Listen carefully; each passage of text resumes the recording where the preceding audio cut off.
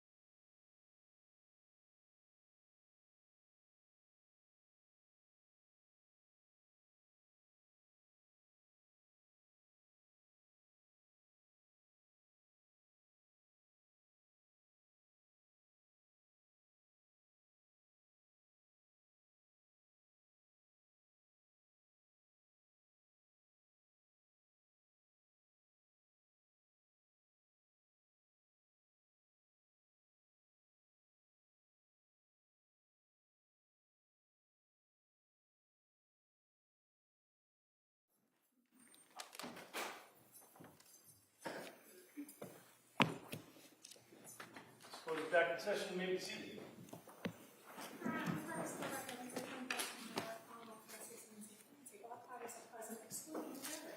All right.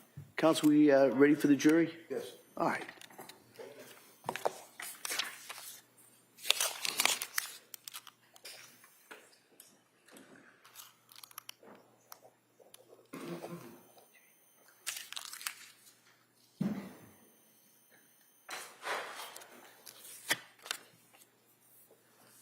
Court, all rise, please.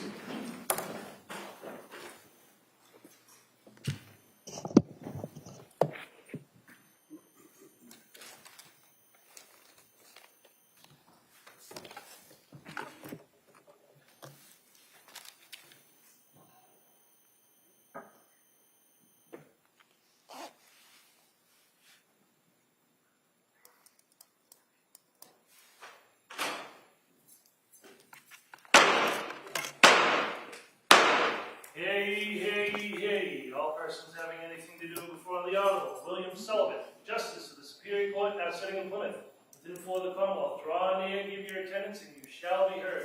God save the Commonwealth of Massachusetts. This court is now in session. Please be seated. Good morning, Your Honor. May I proceed? Yes, please. Your Honor, before the court today, we have the continuation of the jury trial in the matter of Commonwealth versus Lindsay Clancy. Ms. Clancy is present. She is represented by Attorney Kevin Reddington, and the Commonwealth is represented by Assistant District Attorney Jennifer Sprague and Assistant District Attorney Shannon Buckingham. All right. Thank you, Madam Clerk. Good morning, members of the jury. Nice to see all of you. I appreciate you being here. So what I'm going to do is we're going to go over the questions that you know are coming, and then what we'll do is we'll get right back into the case. So the first question, has any member of the jury read, seen, heard, or overheard anything from any source about any aspect of this case that would affect your ability to be fair and impartial? Next question, is there any other serious matter or concern bearing on your service as a juror in this case that anybody needs to bring to my attention? Again, thank you so much for following those instructions. And so what we're going to do now is we broke yesterday. There was a witness on the stand who was testifying on behalf of the defense. We're going to return to that witness at this point. And so if the witness could retake the stand at this time. Yeah.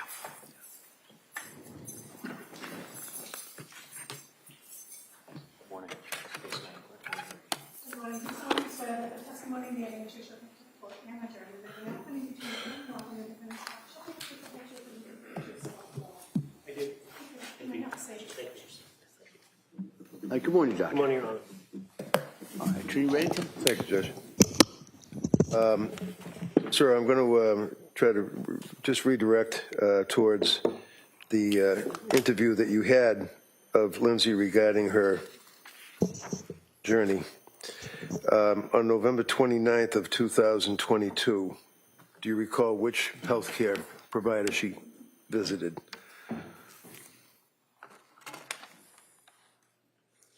I believe that Ms. Clancy saw Ms. Gelada for treatment. That would be nurse practitioner Gelada? Yes.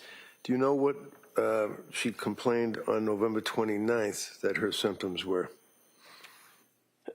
She was having issues with unstable mood, depression, and psychotic symptoms of disassociation. Did she also, on that date, November 29th of 22, complain that she had what is referred to as a flattened effect? Yes, and that was also paired with derealization. And what does that mean? That an individual experiencing derealization doesn't feel things are real when they look around. They don't think that what they're seeing is in the reality that they're in. Now, at this time, towards the end of November into early December of 22, she was living in Duxbury, is that correct? That's correct. And she's living with her husband and her three young children, correct? Yes. And was the husband working? Yes. Where was he working? Pardon me, Attorney Reddington? Where was he working? He was working for Microsoft, but in a home office that was in the basement of the house. And she's obviously taking care of Callan the infant and Dawson and, Cora. Yes. Correct?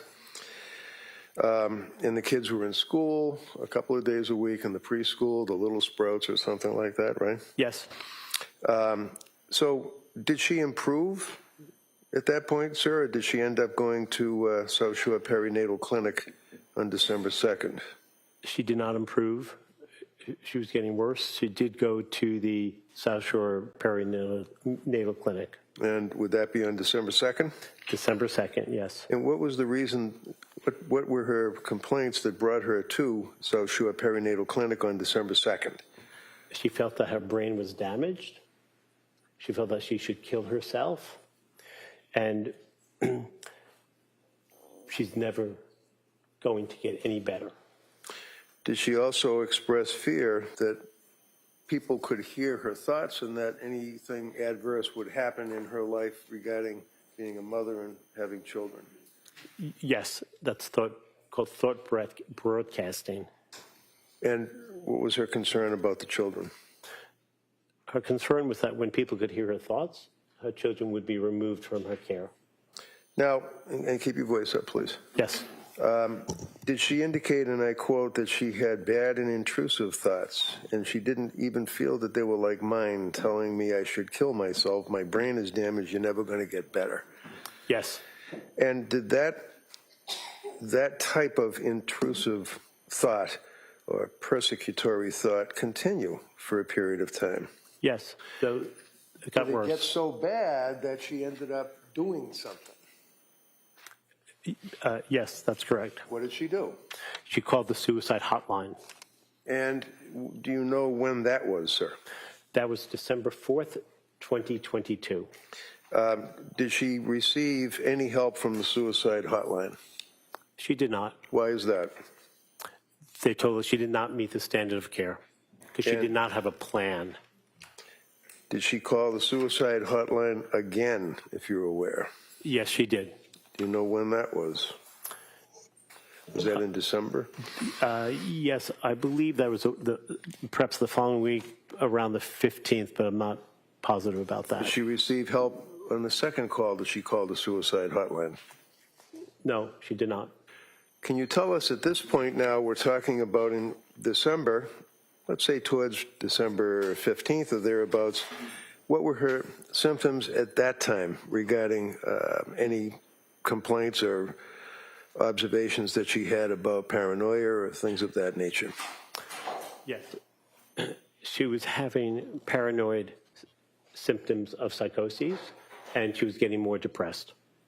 Did she make any comments about DCF or the police at that point? Yes. Now, to your knowledge, did she ever have any involvement in her entire life with the police? Never. And did she express that she was in fear or concerned about DCF and or the police in the middle of December 22? Very much so. What did she say? She was worried that her children would be removed from her and that she would never see them again. Now, at this point, what medication was she on?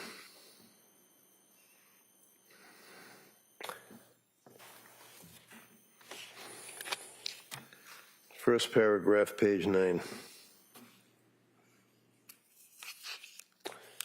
She started to take, at that point, Seroquel, Remeron, and Klonopin. Did she make any complaints at that point about the effect, if any, of Yeah. medications? Yes. What did she say? She said she felt like a zombie. Did she present with any particular medical observation that you refer to? I'm not sure I understand your question. Well, Attorney. paragraph 1 on page 9, you indicate she presented with anhedonia. Yeah. What does that mean? Anhedonia is a word that means without pleasure. When someone has anhedonia, they cannot enjoy life, they don't laugh, they have no pleasure. Continuing on into December, what was her status of her condition of depression and symptoms of paranoia and intrusive thoughts, et cetera, that we've talked about? It continued unabated. On December 15th of 22, right before the holidays, did she go somewhere? Yes, she did. Where'd she go? She went to the clinic in Rhode Island, Parents and Women's Clinic, partial day hospitalization program. And she didn't get any help there either, right? That's correct. Did she go at some point around that same time frame to Mass General Hospital? Yes, she did. Now, you knew that she worked at Mass General Hospital for 9 years, right? That's correct, in labor and delivery. She wasn't there visiting friends, right? That's correct. Why was she there? She was there in the emergency room to seek help. Did she get help on that day? She did not. So after going to the MGH ER, at some point in December 30th, what did she do? She went back to the emergency room at Mass General. Now, for example, on December 15th, did Pat Clancy, her husband, get involved with her medical treatment? Yes. And do the medical records indicate that he did something with her? Yes, he brought her to the partial hospitalization program in Rhode Island. Did he also bring her to the Mass General Hospital ER? Yes, he did. Did he also bring her to see the doctor or the nurse practitioner, Gelater, and complain about the medication? Yes. So December 30th, or 31st of 2022, she was admitted voluntarily to McLean, right? That's correct, yes. How long was she there for? She was there till the 5th. She was discharged January 5th, 2023. Was that a voluntary discharge? They cleared her as well to be discharged? Yes. That was not what is referred to as AMA, or against medical advice, right? Yes. Yes, what? Yes, that's not AMA. It's not against medical advice. She was following hospital guidelines. She was discharged accordingly. And she wanted to go to her daughter's some function? She wanted to go to her daughter Cora's birthday party, which was held on the 7th of January. Now, at this point, what was her status? Was she weaned off of medication, or on her way to being weaned off of medication when she got out of McLean? I believe so, yes. She was being tapered down on her medication. And what was the medication that she was tapered down on? I believe it was Seroquel and Klonopin. Did her intrusive thoughts and the paranoia, did that abate? Did that stop? It did not. Now, when she was home in the month of January after Cora's birthday, which I think was on January 7th, did she continue to have these intensive intrusive thoughts? Yes. Can you tell us, when we say intrusive thoughts, is she referring to intrusive thoughts like you might think of something coming up next week that's bothersome, or is this a indication, in your opinion, to a reasonable degree, of medical certainty as to what she was experiencing at that point in January of 2023? She wasn't just having everyday thoughts that we all have, reminding ourselves to do something, which we make note of, and then we move on. Intrusive thoughts are unrelenting. They don't stop. They're what we call ego dystonic. You don't want them. They keep interfering with your ability to get through the day. Did she have, at this point, intrusive thoughts continuing regarding voices in her head that she heard constantly? Yes. What were these voices saying to her? They were getting worse, and they were telling her to kill herself. And as January continued, she was, to your knowledge, using her computer to look up drugs and interactions and side effects and things of that nature? Yes. If a person is in a psychosis, or as I think you said premorbidly, psychosis, are they able to do things like look up things on a computer? Yes. And you aware that she actually at one point looked up, can you cure, I think a sociopath or a psychopath or something like that? It was sociopath, yes. She Is that indicative of her feeling that she is a homicidal maniac and has to have some help, or is that in the same time frame that she was Googling all of the effects of medications on a human being? Is it an objection? Yes. Yeah, sustained. So during the period that she was Googling, well, let me ask you, what was she Googling? Googling words about sociopath, sociopathy. Can you treat a sociopath? What are hallucinations? What else?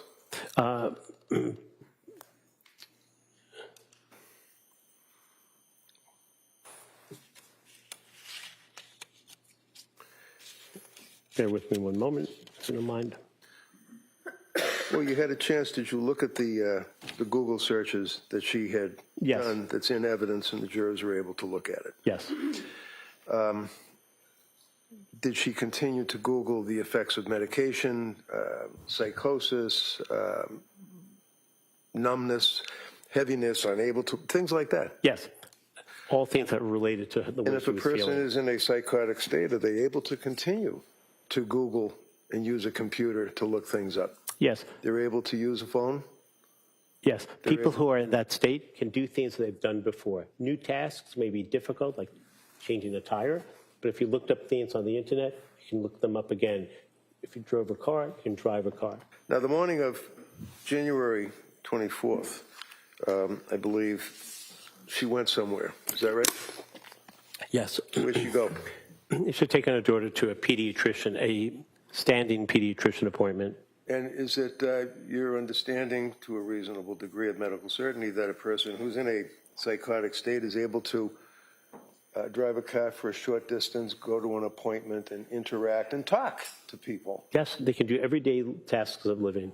So the fact that she's not talking about the unicorns in the corner, and she's not slurring her speech, and she's not unable to walk, to your opinion, to a reasonable degree of medical certainty, does that mean that she's not in a psychotic state? It does not. Would you tell us, after she took Cora to the doctors, and the jurors have had a chance to look at the exhibits, there's photographs between her and her husband, Pat, back and forth. In the afternoon, what did she do? She built a snowman in the backyard Did with she two of her kids. later in that day Google directions to a restaurant, 3V restaurant, I believe? Yes. Is that something that a person can do when they're in that type of a state? Easily. Did the Yes. voices or the intrusive thoughts to your interview and your understanding abate or stop at that point on January 24th? No. Did they continue? Yes.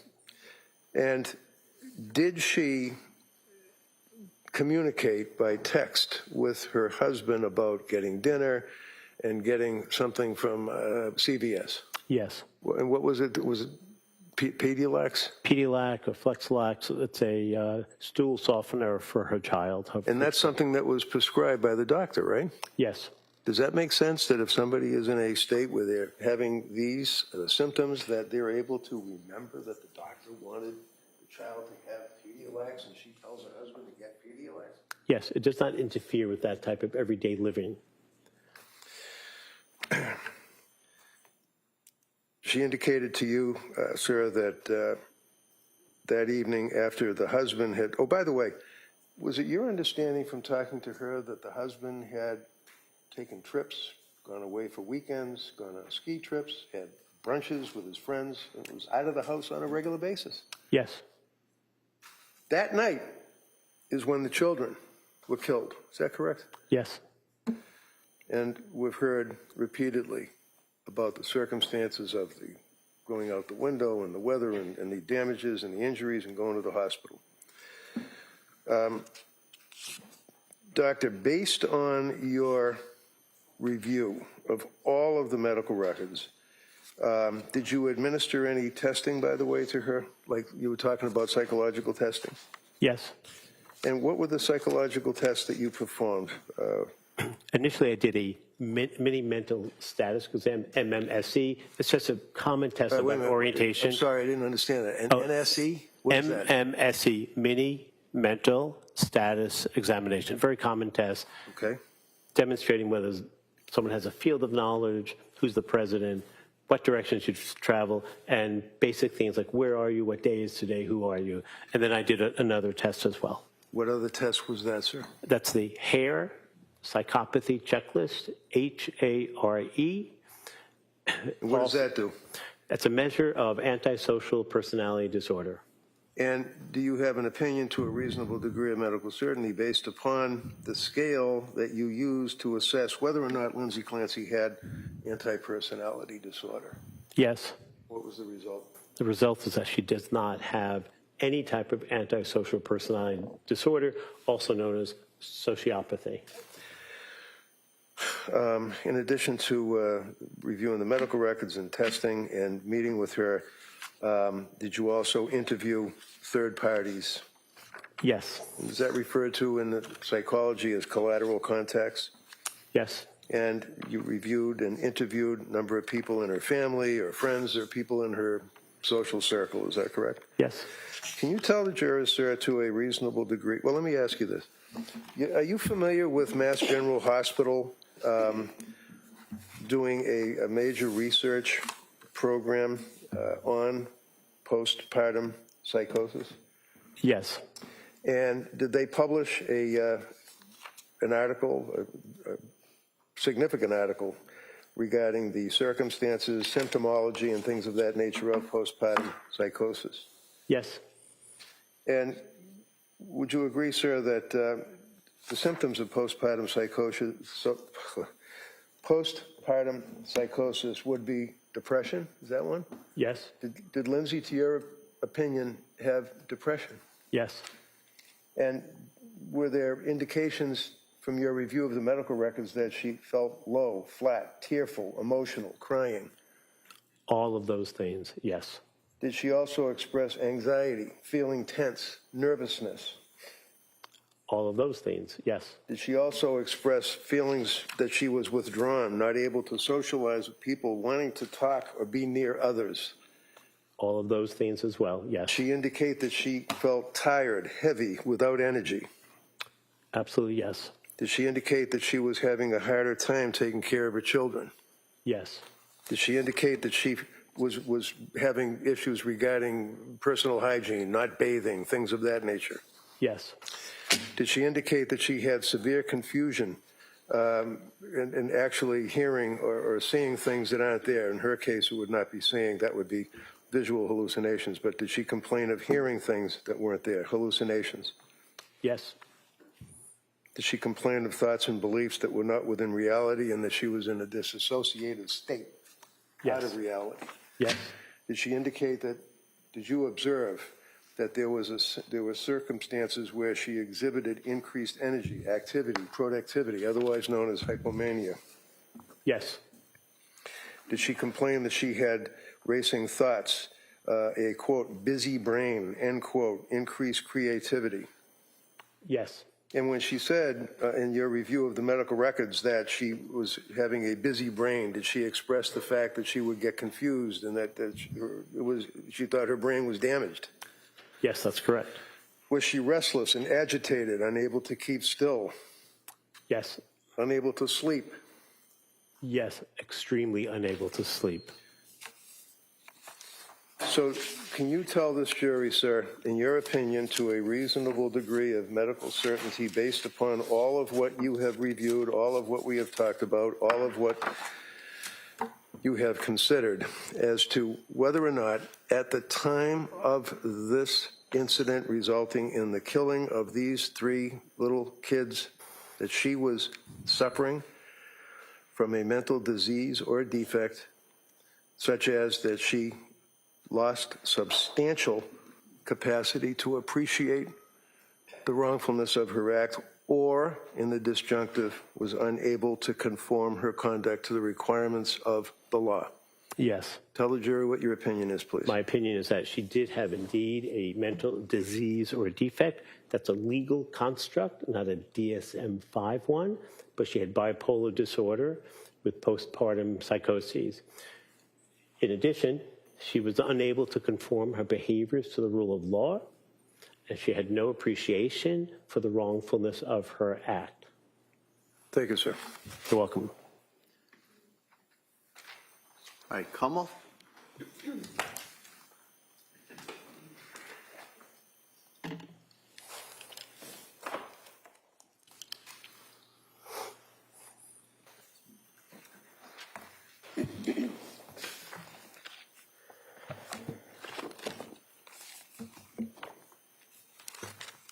Good morning, sir. Good morning.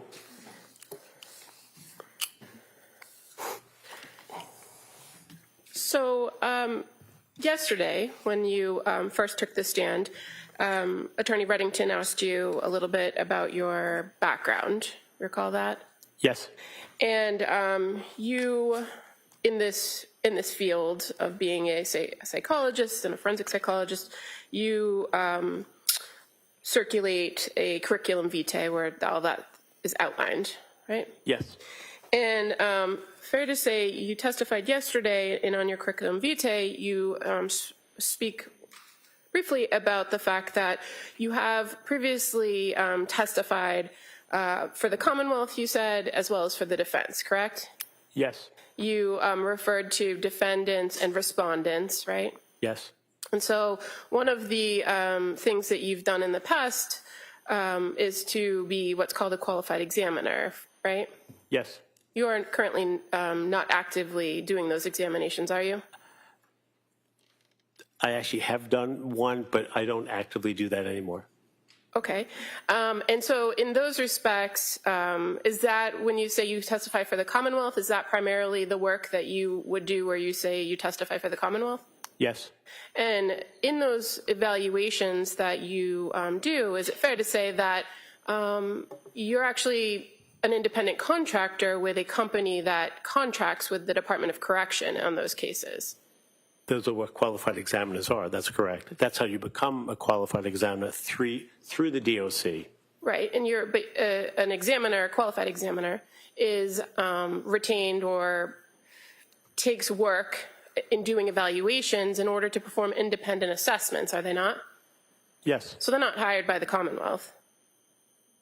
They are, because the company that retains the qualified examiners is hired by the Commonwealth, and these forensic psychologists are then appointed cases to do these types of examinations. So it's under the big umbrella of the Commonwealth. So, yeah, big umbrella Commonwealth, meaning Department of Correction, an agency that is under the seal of the Commonwealth of Massachusetts. But as far as when we talk about Commonwealth, like Commonwealth versus Lindsay Clancy, that's the prosecution. In those proceedings, the Department of Correction sometimes is the moving party, right? Yes. And sometimes it's the district attorney's office who's the moving party. Yes. But it's never the defendant who's the moving party. Never.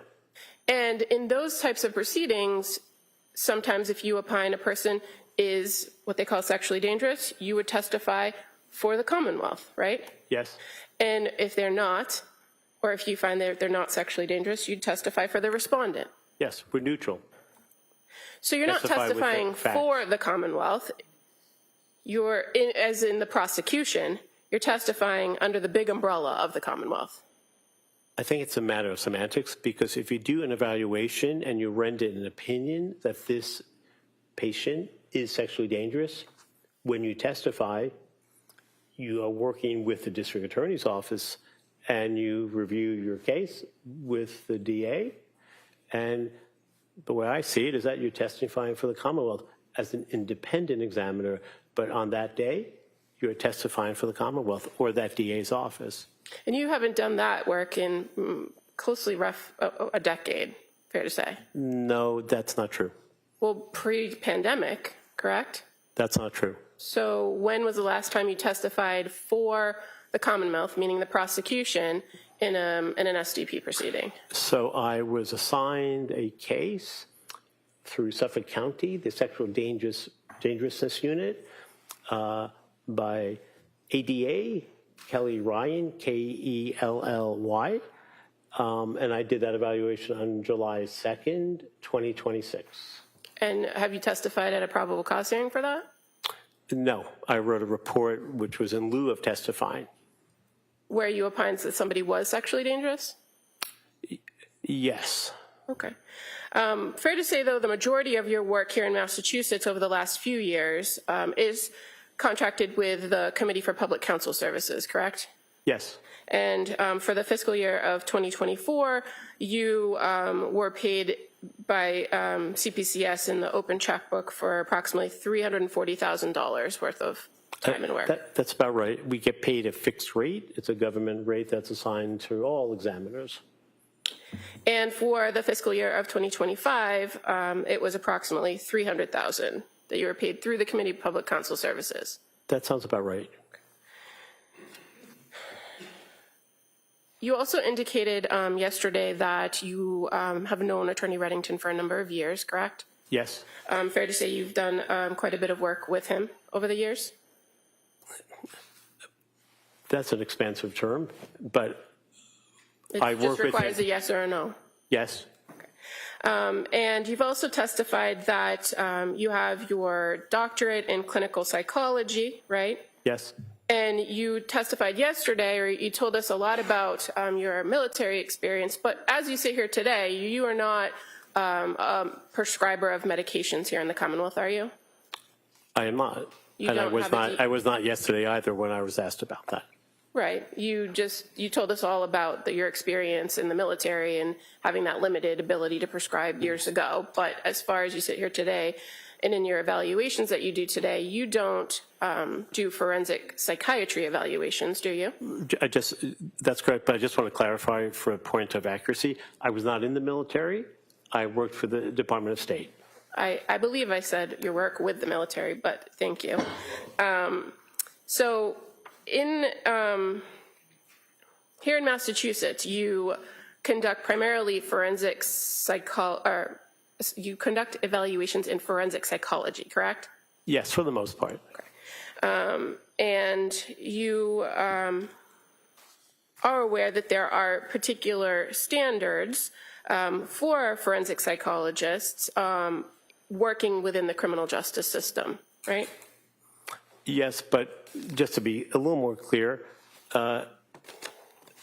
forensic psychologists such as myself also work for police departments doing evaluations for fitness for duty.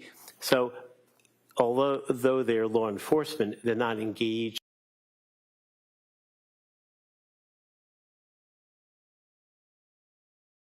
as you are today as a forensic psychologist. That's what I'm referring to. You're aware that there are particular standards in place by the ABA criminal justice, mental health standards is one of them, right? You're familiar with that? Yes. And you're familiar with the American Psychological Association specialty guidelines for forensic psychology? Yes. And fair to say that with those standards, they're not required, but people are encouraged to follow them, right? I think that's fair to say. And the criminal justice, the ABA criminal justice mental health standards actually identify the different types of roles that forensic evaluators have in the criminal justice system, including evaluating, consulting, and treating, right? Yes. And so fair to say standard 7-1.3 indicates that for evaluative experts, the obligation is to make a thorough and impartial assessment based on sound evaluative methods to reach an objective opinion. Would you agree with that? Yes. And so, again, in the American Psychological Association specialty guidelines, section 1.02 indicates that forensic practitioners strive to be unbiased and impartial and avoid partisan presentations of unrepresentative, incomplete, or inaccurate evidence. Would you agree with that? Yes. Is that a standard you strive to follow? Yes. Okay. In this case, you indicated that you've been with the case since February 4th of the year 2023, correct? Yes, 41 months. And you've authored a report, you said, in June, I believe, of 2026, correct? Yes. But you've also offered other reports or updates of the defendant's condition over the years. Is that fair to say? Yes. And you provided a report, an update, I should say, in July of 2025. Yes. Do you recall that? And in that report, you identify that as of July 23rd, 2025, that the defendant was residing at Tewksbury Hospital. Do you recall that? Putting that in? Yes. And that there was a planned transfer to Worcester Recovery Hospital, or Worcester Recovery Center and Hospital. Do you recall writing that? I don't know if it was a plan. It was a hope and a goal, but it was not a official plan.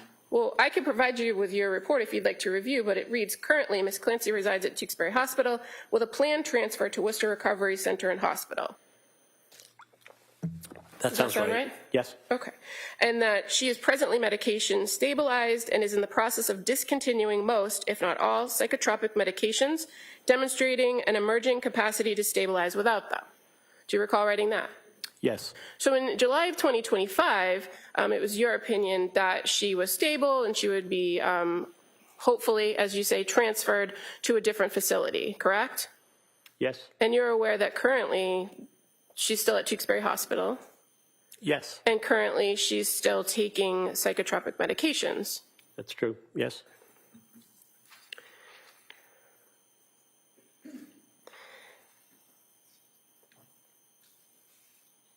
I think you also write in that report, I'll strike that.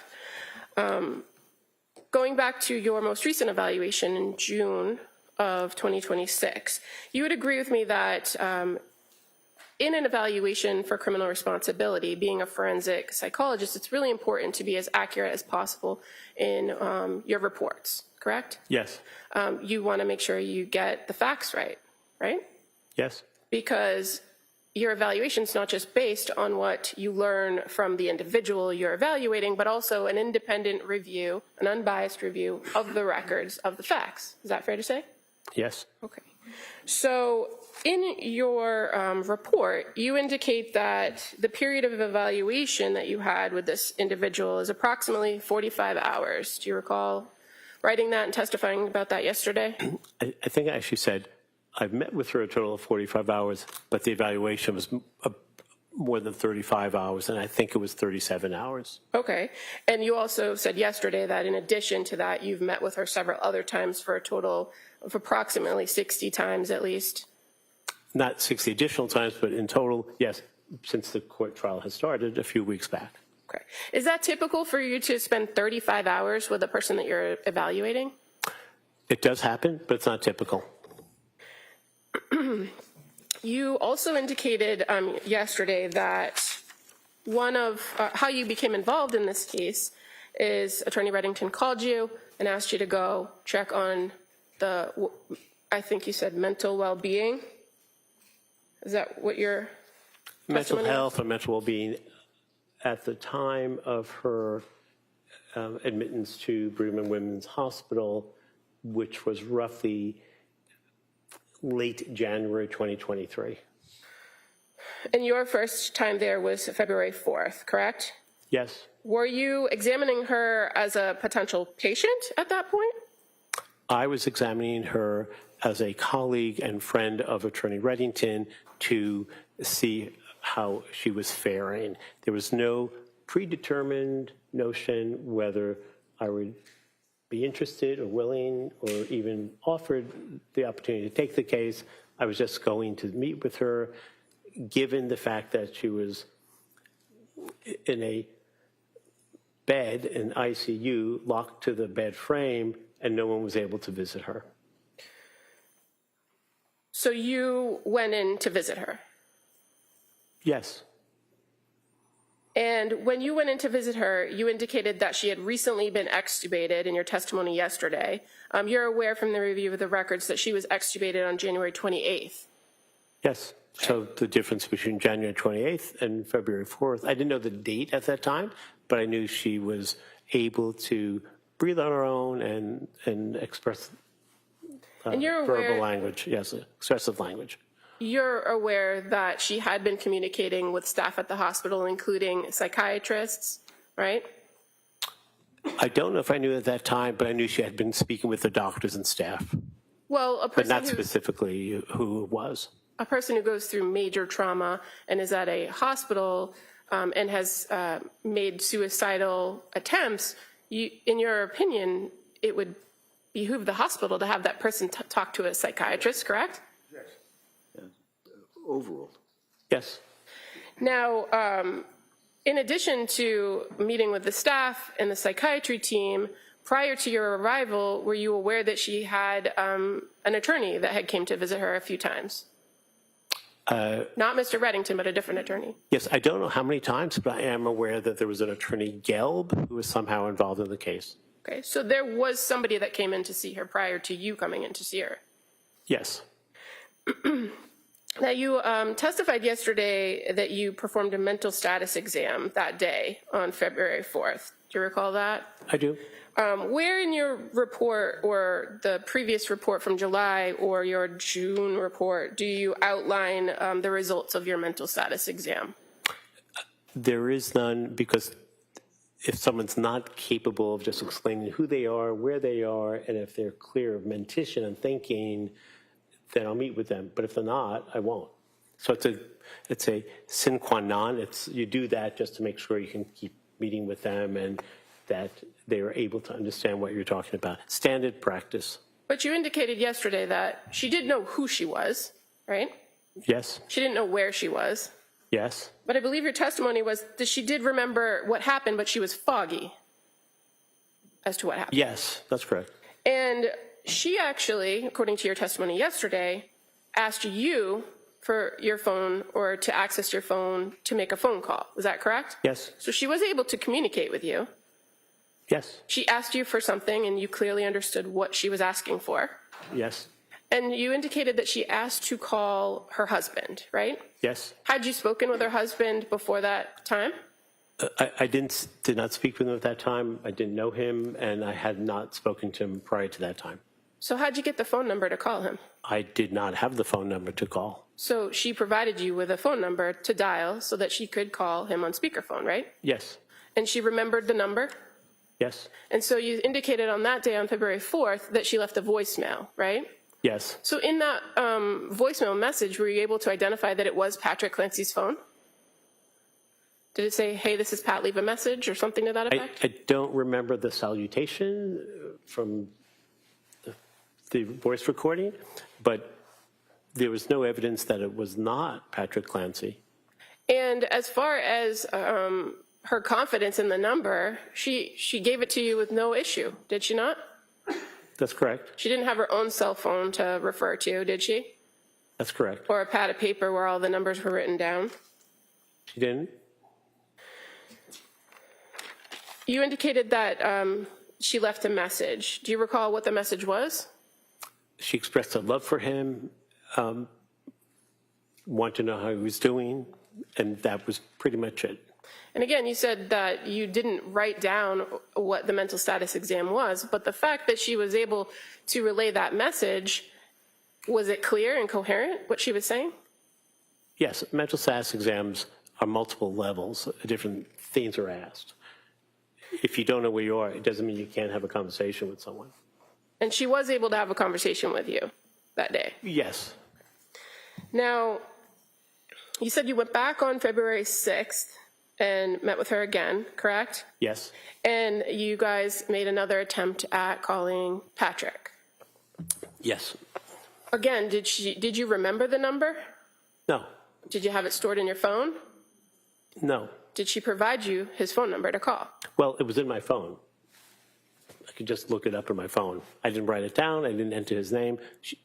Either she gave it to me again, or I just looked it up from 2 days prior. But you don't recall, as you sit here today, which it was, do you? No. And you didn't write a report about that interaction, did you? I did not. So in the second phone call, you were able to actually hear that she was talking with Patrick on the other end, right? Yes. And at that time, when you were now second time meeting with her and having this phone call, were you aware that she had already changed her healthcare proxy from Patrick to her parents? I did not know that. Did you talk to Patrick in between the 4th and the 6th to find out if he had tried to come in to visit her? I didn't speak to him at all, so I knew nothing about what his plans or intentions were. Your testimony yesterday was that she had called him to tell him that she loved him and to see where they were at, right? Yes. That was your testimony? Meaning what, their relationship? That I made no interpretation of what that meant. She left the message, and we left it at that. But in that subsequent conversation that you were a witness to where they were speaking on the phone and she told them about these voices or explained about the voices, did she ask about the kids?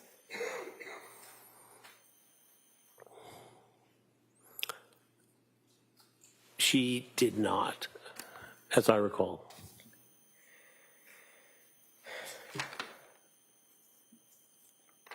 Now, in all of the times over the course of the last few years that you've met with Ms. Clancy, how many times has she told you since the incident that she's heard a voice currently? She has not heard voices since the event took place in 2023. And you've now testified that over the course of a period of time that she did hear voices, right? Yes. And is that based on one of these 35 hours worth of conversations you had with her? How do you know that? Well, they were collateral contacts. Spoke to other people. I spoke to other people who I asked the nature of their interactions with Ms. Clancy, and it was not a fishing expedition. I asked them if they can tell me what happened. Well, I'm asking but they you... disclosed, pardon me. You have to let them finish. So they disclosed information to me that Ms. Clancy shared that information with them. So who did she tell that she had a voice that told her to kill herself?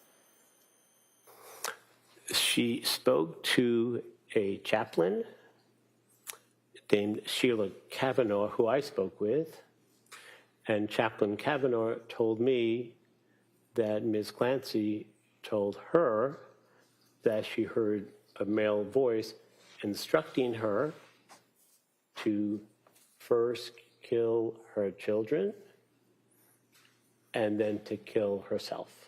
So the same message that she delivered to Patrick that day on the phone, you heard from a chaplain at Brigham and Women's Hospital after the incident occurred in January of 2023?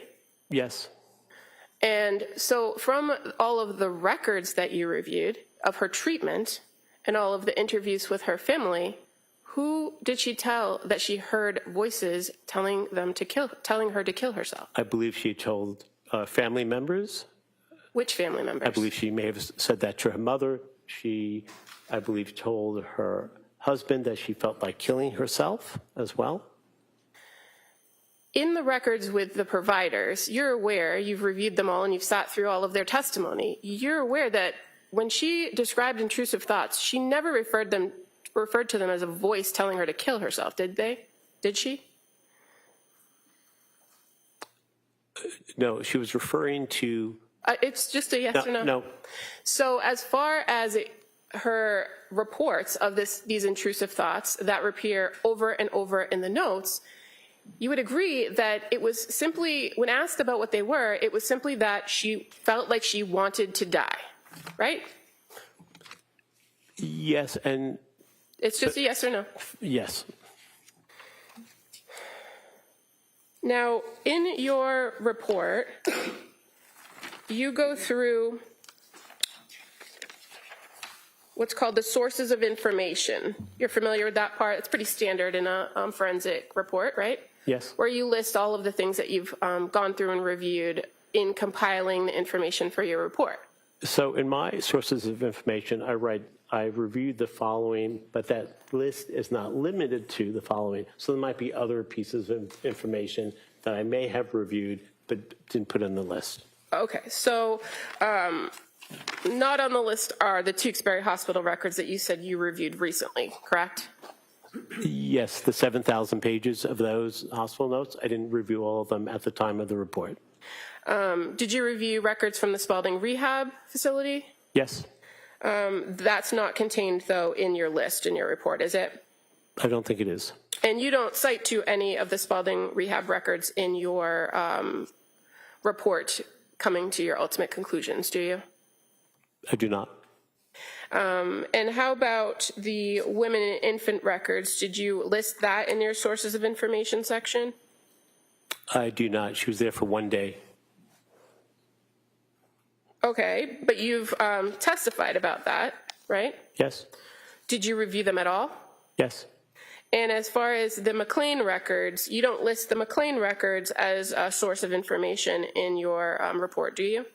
I did not, but I did review them. Now, you've described, and you describe in your report, that you believe that Ms. Clancy was hypomanic, right? Yes. And I believe you testified to some extent, and you've written in your report that you identify her as euphoric, excessively energetic for 3 months postpartum. Do you remember writing that in your report? Yes. That you note that she exercised early, right? Yes. But you're aware that she exercised pretty frequently before birth Yes. and while pregnant with Callan. And while post-pregnancy with her children as well, yes. So it was part of her routine, fair to say, right? It's part of everyday living. Things sometimes change when you have a baby, and a few weeks later, if you're still doing the same exercise, it's sometimes a reflection of something other than committed to fitness. And you identify what you refer to as a marketing scam, being that Beachbody business, right? Yes. But you're aware that that's a series of workouts and a line of nutritional shakes and exercise plans that millions of people engage in across the country. Yes. So it's not a scam.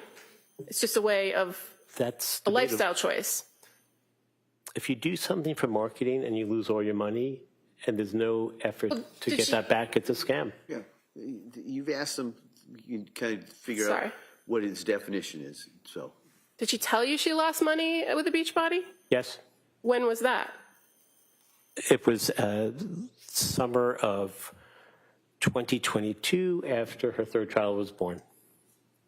No, when did she tell you that When she did lost money? I don't recall that. And is it in your report? It may be, but I'm not sure. Well, I have it with me, or do you have it up there? Can you look and point to me where she told you, at what point she told you she lost money in this endeavor?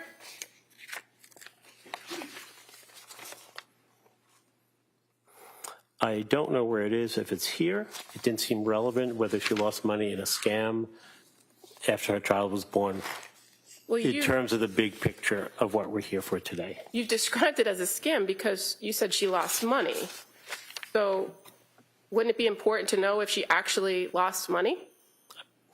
I don't really think so. Okay. You also identify the 5-mile race that she completed. Was it a 5-mile race or a 5K race? Well, I wasn't sure which it was. I was told initially it was a 5-mile race. After my report was submitted, it may have been, with reflection, a 5K race.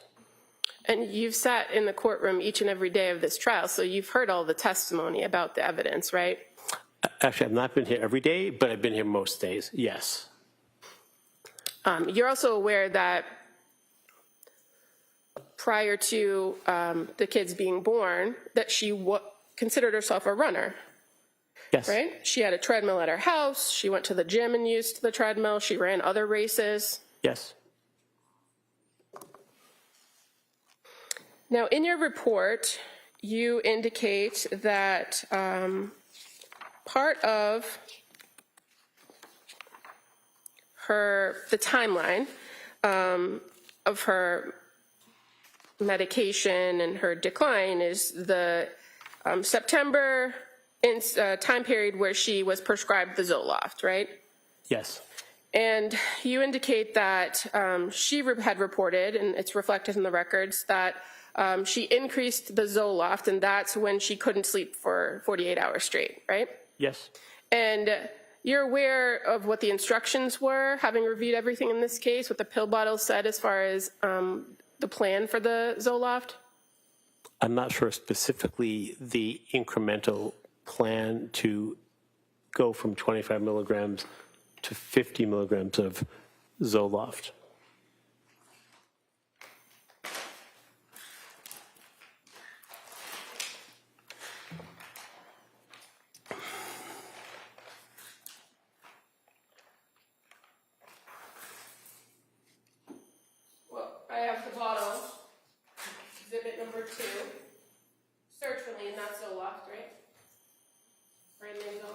Yes. Says take 1 oral tablet once a day for 1 week, then increase to 2 tablets daily thereafter. Right. Right on the label.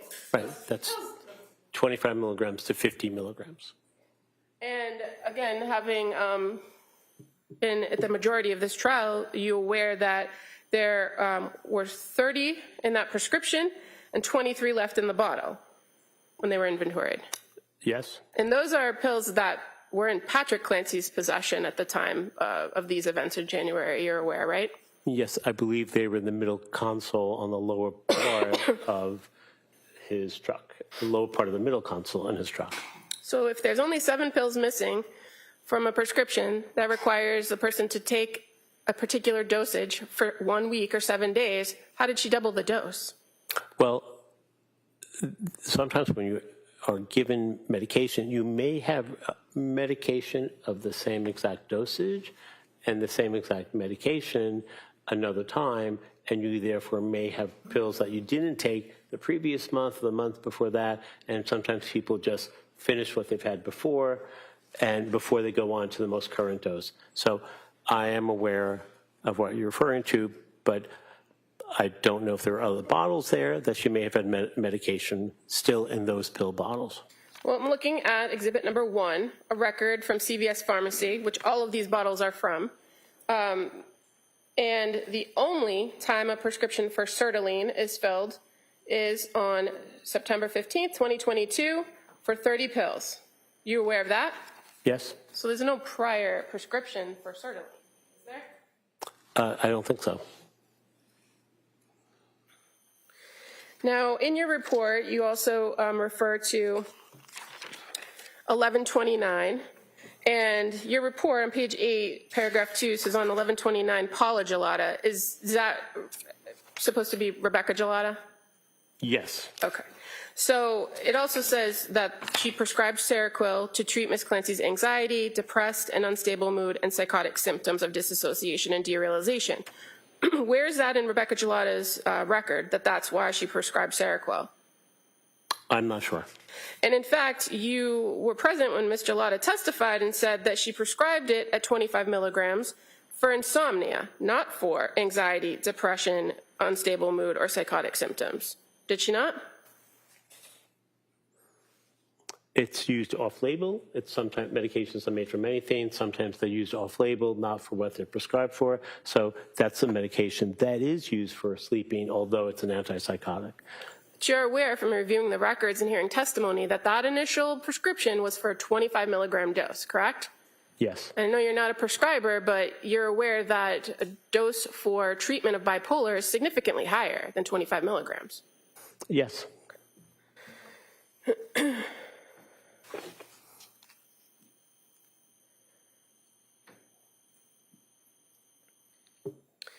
Now, you've described in your testimony in this court repeated auditory hallucinations about wanting to kill herself or that she should kill herself and that she is damaged or her brain is damaged, right? That's correct. Now, did you have a conversation with her in one of these 35 hours about that particular voice or thought or belief? So when I meet with Ms. Clancy, it's not as if I have one conversation on one of the 35 hours. To have thoroughness and exactitude, one does what we call intra-rater reliability. In other words, over the period of time, to confirm what someone says to you to help endorse the veracity or accuracy of that, you'll ask that question in a multitude of different ways. So I don't just ask once, did you hear a voice on that day? I asked in different ways over time, and her answers pretty much remain the same. So when you quote in your report, when questioned about the nature and content of these horrible thoughts, Ms. Clancy stated, quote, like a really bad and intrusive thought that I didn't feel like it was mine, telling me I should kill myself, your brain is damaged, you're never going to get better, end quote. Where does the quote come from? Where does the quote come from? Right. She had said that to me. To you, at some point. Yes. Okay. And this is well after the incident occurred, correct? Yes, And you reviewed all the records to know that she did not endorse that she was hearing a voice to any of her providers between September and January 23rd of 2023. so when someone, Yes or no, sir? that's a difficult question to say yes or no from, because sometimes if someone says something that's inaccurate, it's not an affirmatory or a negative response. That's misleading. My question to you, though, was where in the records from September to January 23rd or 2022 did she tell any of the providers she saw that she heard a voice telling her to kill herself? It's not in the records. Okay. And you're aware that she has spoken to several forensic psychiatrists and psychologists over the course of this case, right? Not just yourself.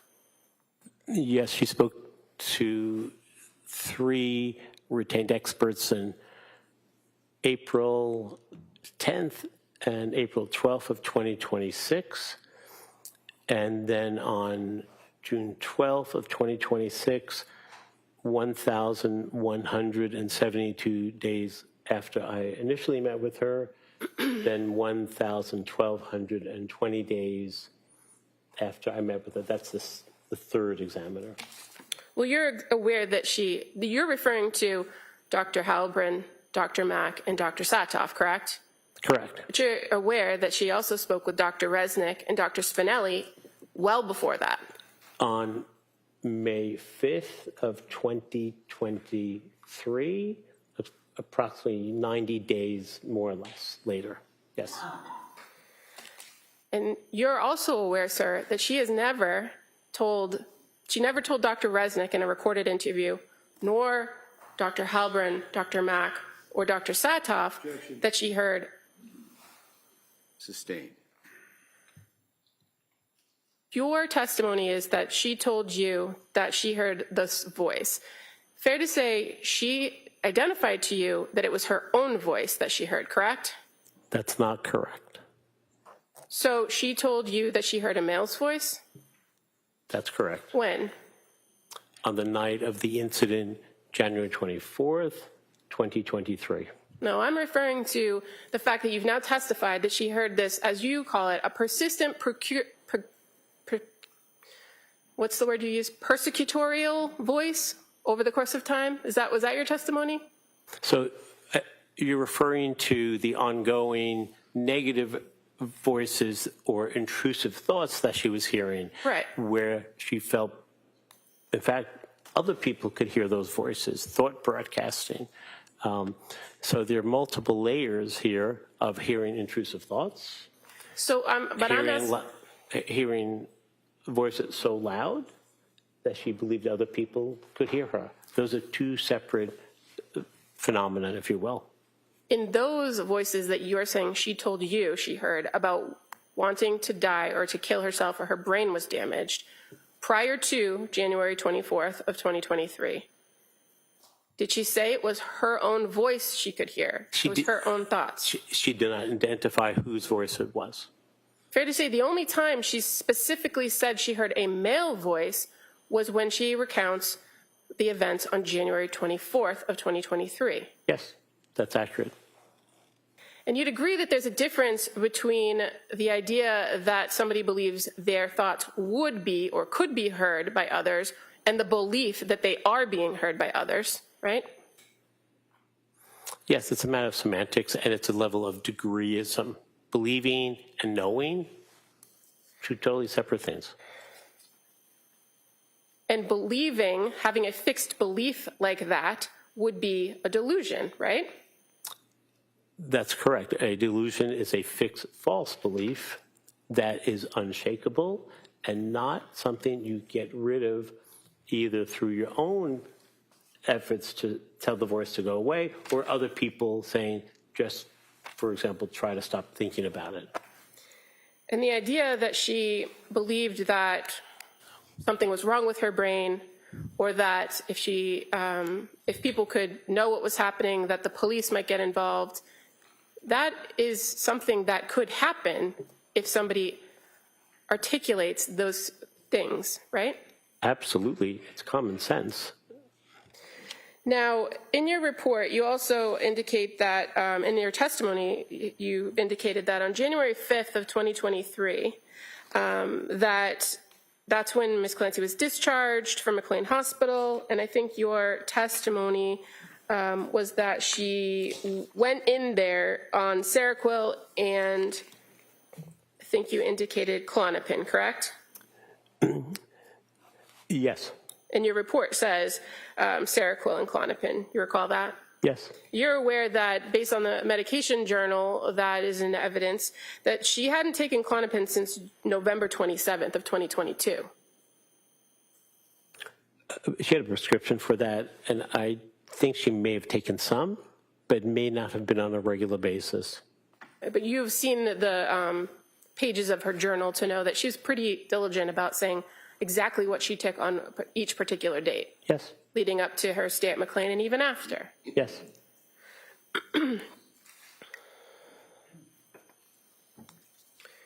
Now, kind of sticking with these medications for a second, you have testified, I think this was yesterday, you testified that you were familiar that after Dawson's birth that she had sought some medication, correct? Yes. And I believe you testified yesterday that she was on trazodone, but in fact, she was prescribed Zoloft after Dawson and reported she did never take it, That's right? correct. So after my testimony, I reviewed that, and I confabulated the trazodone with another medication, the Zoloft. And again, you've talked a lot about that the medications that she was taking, the different medications, didn't provide her with any sort of relief. So it's important to know the different medications she was taking and what the reactions were, right? I don't know if I talked a lot about it. I was asked questions. I answered them honestly. They didn't provide relief. I would agree with that. And that was the whole point of her seeking help. In her history, whether it be medication history, a social history, a family history, those are all important things overall for you to look at and examine when coming to ultimate conclusions, right?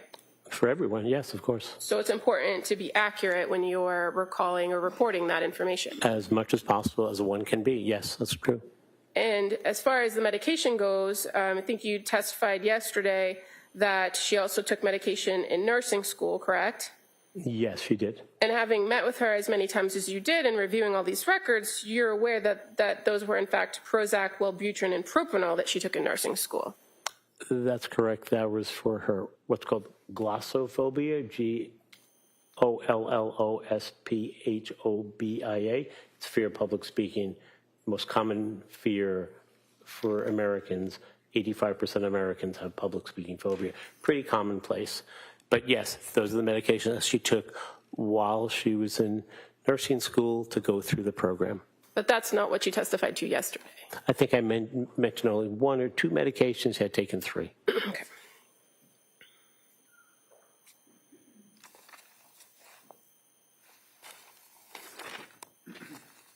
And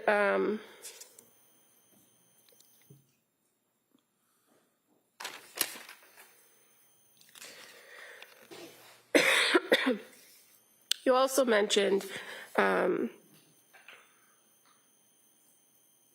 today in your testimony, you were asked about the date of December 15th.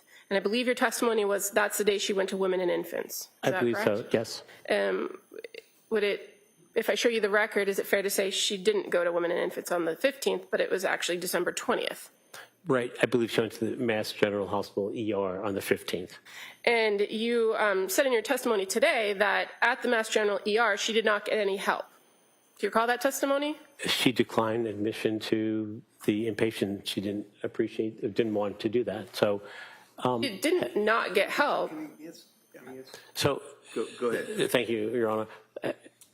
We have something called the subjective baseline, the cognitive appraisal theme. Help is in the eye of the beholder. If she felt she didn't get help, that's how she felt. Well, sir, that wasn't the question. And your testimony was she went to the ER and did not get help. That was your testimony, not hers. Well, my testimony is based on my evaluation of her This is what Ms. Clancy shared with me. Who am I to doubt what she believes or doesn't believe about the offer for treatment or help? It's her opinion. She chose to decline the bed at McLean on December 15th, did she not? Yes. And she then indicated to the Mass General Hospital that she was going to opt for an outpatient program at the Women and Infants, correct? Yes. That's what's in the records. Yes. And did she tell you that as well? Yes. And as it pertains to the Women and Infants, again, after you review the records, you're aware that a referral had been made to her well before her visit to the ER on the 15th for that same program. I believe so.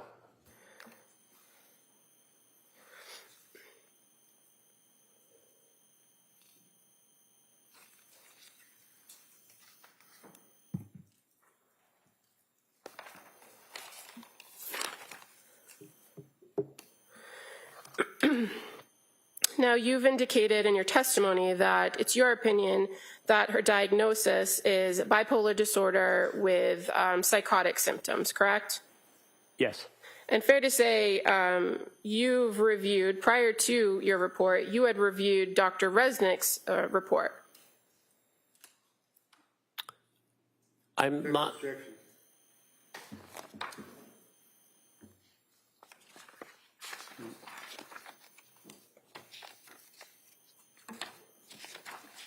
Can I see counsel side, please?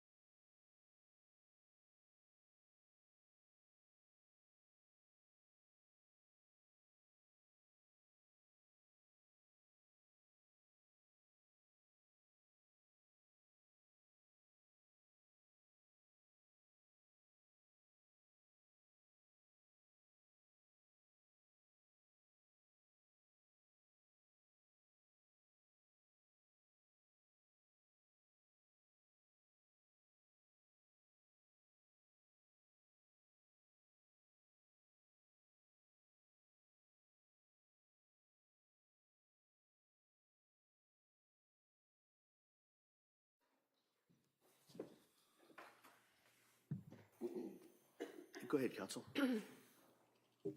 So the question, I believe, was, did you review a report of Dr. Resnick in all your sources of information and before you came to a conclusion about diagnosis? No, I did not. Well,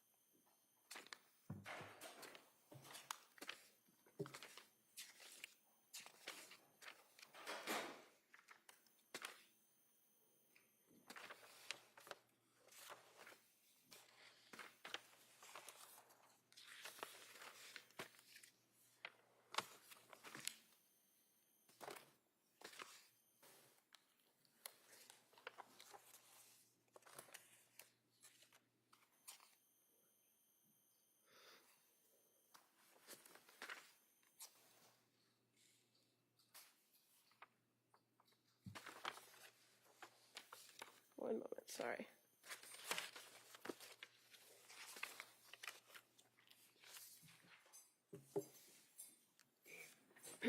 On page 4 of your report, where you... Hold on 1 second.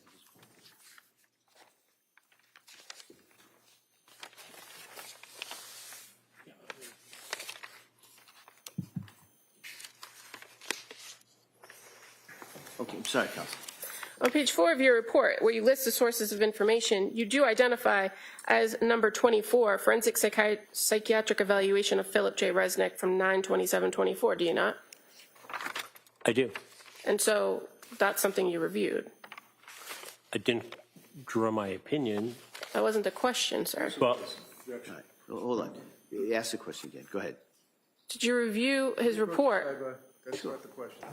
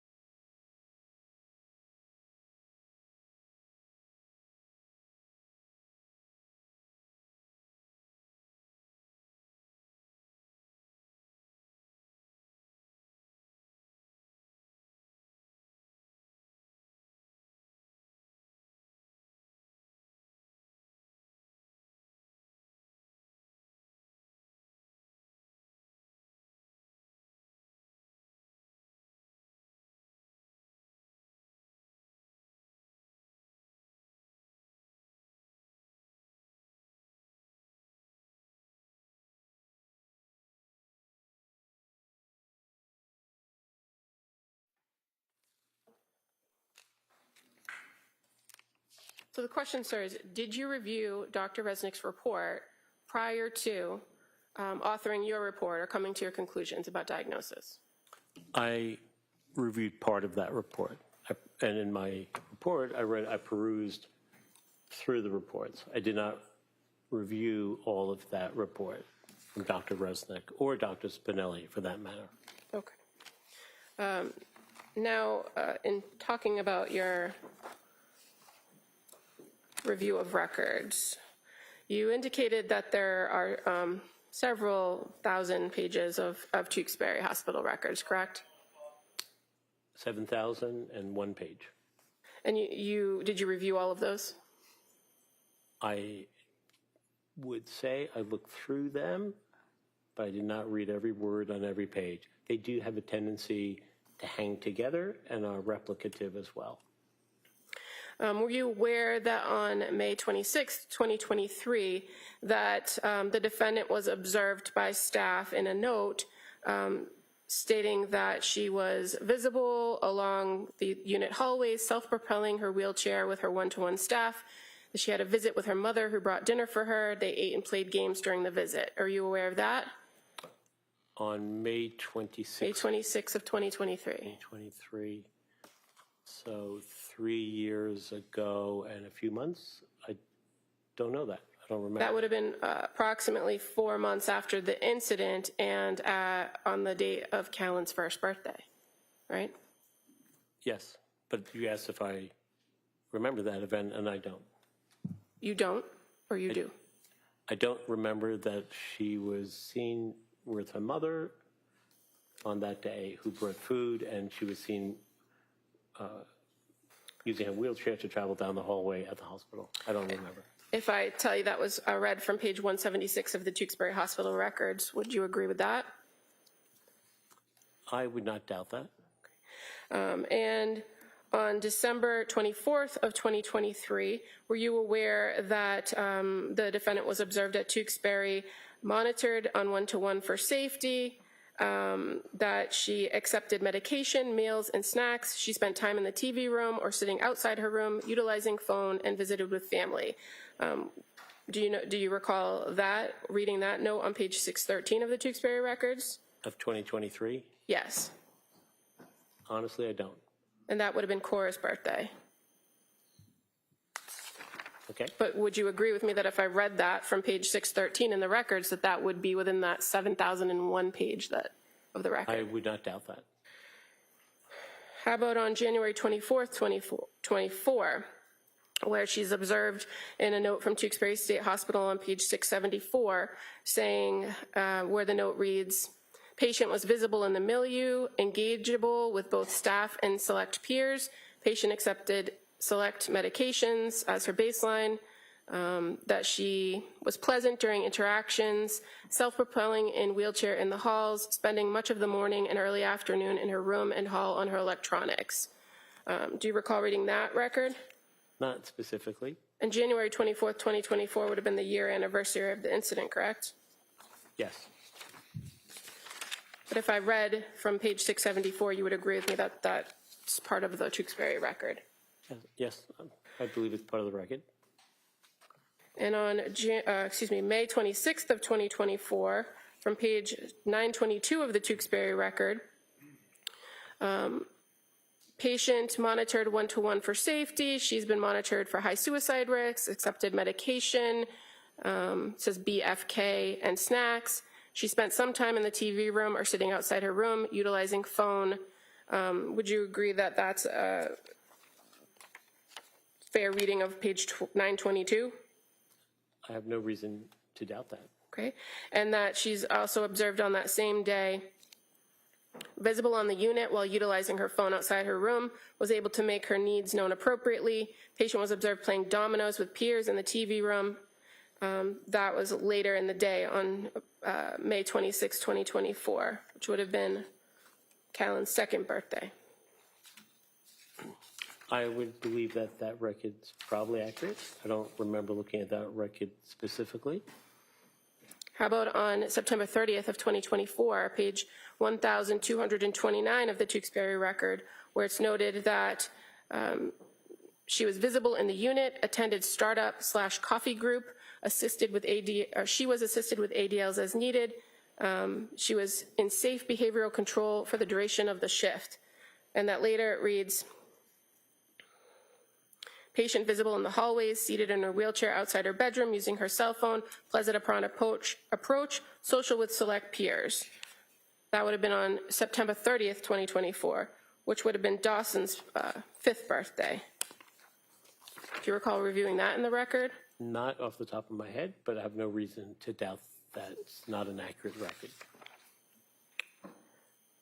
December 24th, 2024, page 1442 of the Tewksbury records. It says the patient was visible on the unit utilizing her phone. Her parents were in to visit and they brought dinner with them. Patient accepted medications and fluids. Patient in good behavioral control, maintaining safety. No SIB noted or reported. What do you have reason to doubt that that's on page 1442 of the Tewksbury record? I have no reason to doubt that that's not an accurate reflection of what took place that day. And what's SIB? Self-injurious behavior. And so December 24th, 2024, that would have been Cora's 7th birthday, right? Yes. So January 24th, 2025, from page 1514 of the Tewksbury records, where it reads, inpatient treatment goal, to work on my mental health and to feel better. It says, she participated in morning ADL routine with staff assistance. Patient was visible on the milieu at times in the hallway utilizing her phone. No SIB has been reported this shift. Does that, do you have any reason to doubt that that's contained on page 1514? I have no reason to doubt that. And the further observations on that day were that the patient was visible on the unit. She was social with select staff and peers and also seen utilizing her phone. Her parents were in to visit and brought her dinner, and they brought dinner with them. That was, again, on January 24th, 2025, which would have been the second anniversary of this incident, correct? Yes. May 26, 2025, page 1782 of the Tewksbury records. It says,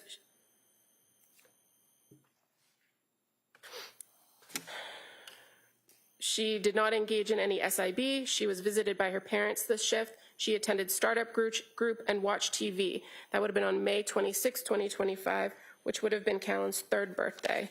Do you have any reason to doubt that in the record? I have no reason to doubt that. And on September 30th, 2025 of the Tewksbury record on page 2056, reads, patient was visible in the hallway using her phone. No SIB or behavioral issues observed or reported. Do you have any doubt? Do you have reason to doubt that that is an accurate read of page 2056? I have no reason to doubt that that's not accurate. And that would have been September 30th, which would have been Dawson's 6th birthday, right? Yes.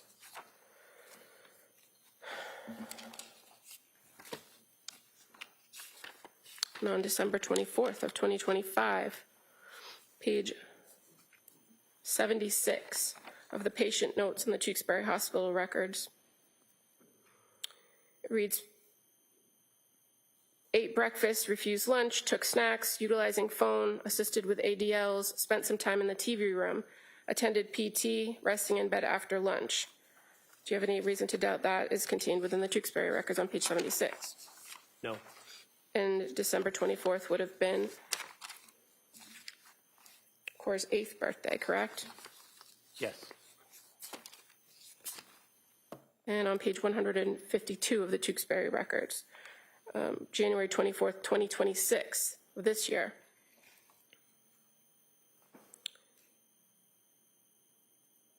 Patient observed for safety,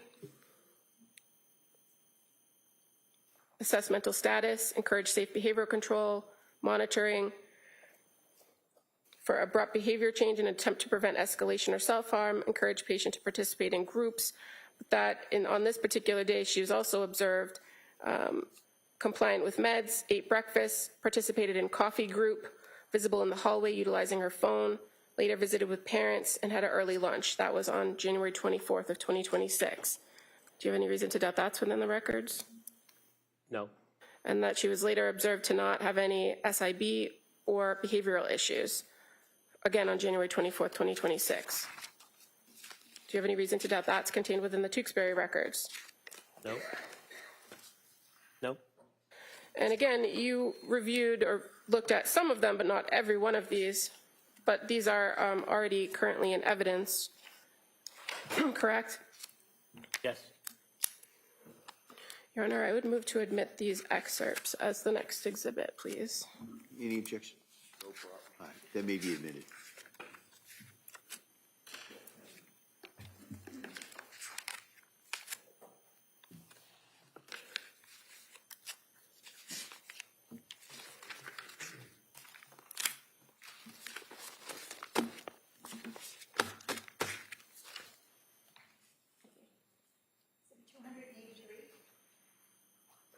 Thank you. And Dr. Zeisel, as far as the records that I just read in, do you know if in those records it indicates that she slept well on all of those occasions? I wouldn't know. I don't know how. Well, you would agree that noting her sleeping habits based on this particular individual's history would be an important thing for the hospital to monitor, correct? I would agree with that.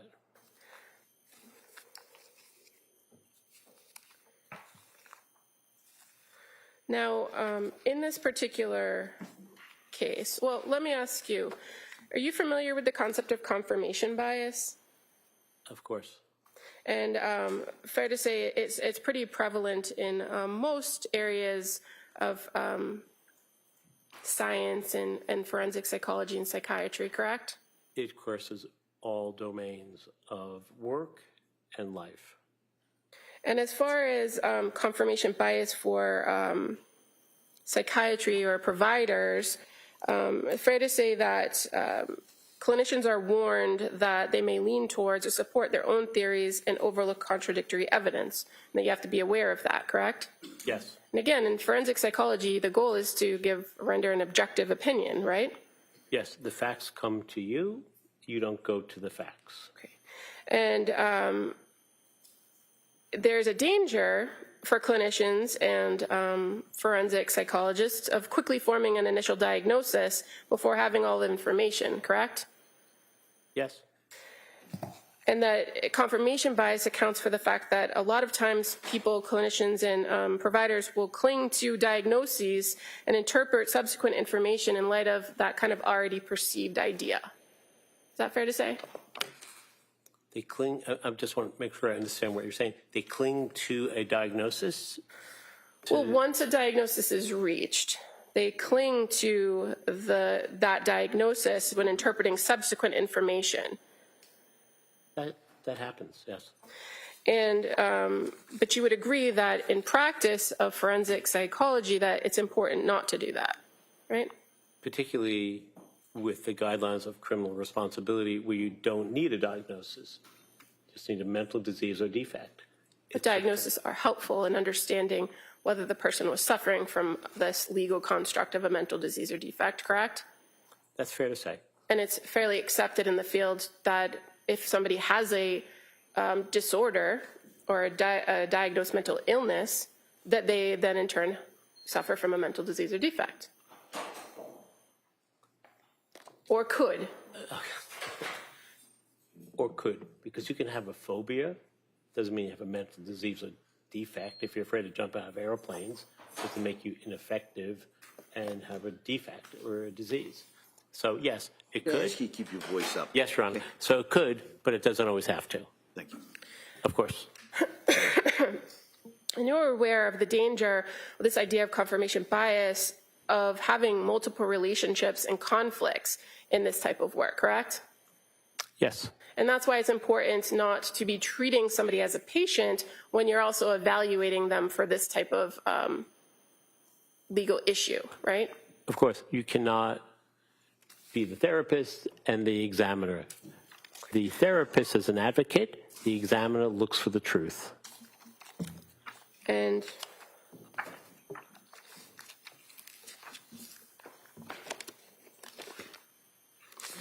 do you recall in this case submitting recommendations to the court in November of 2025 about the defendant regarding accommodations for her?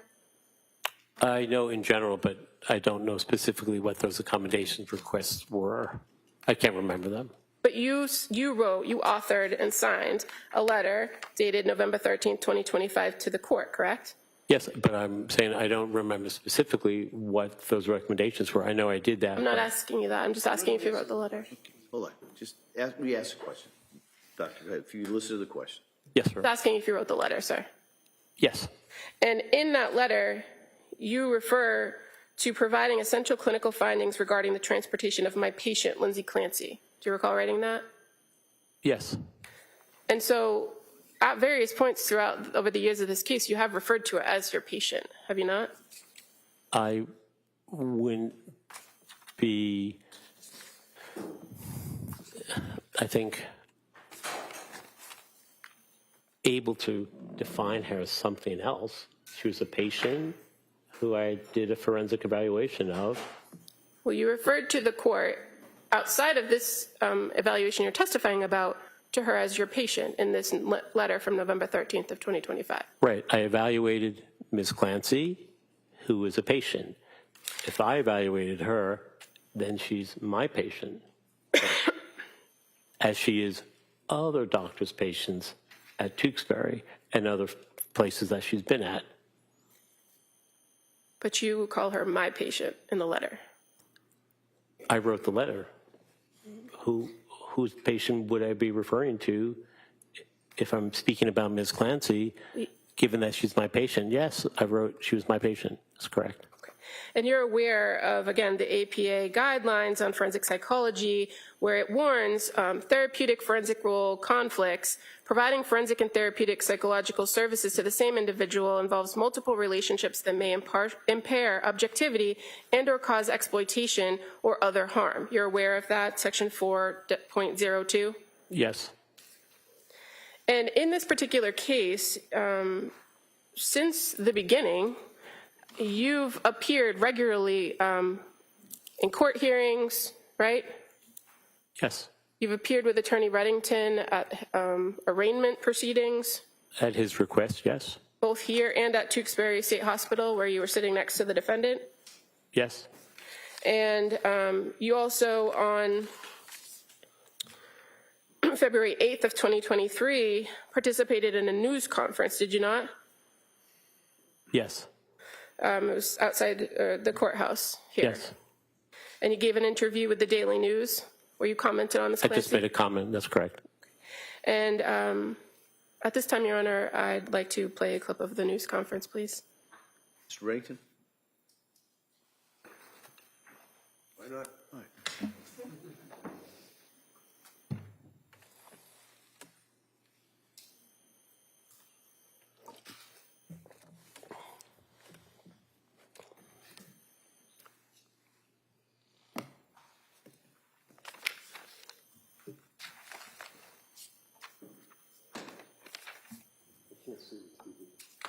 Thanks.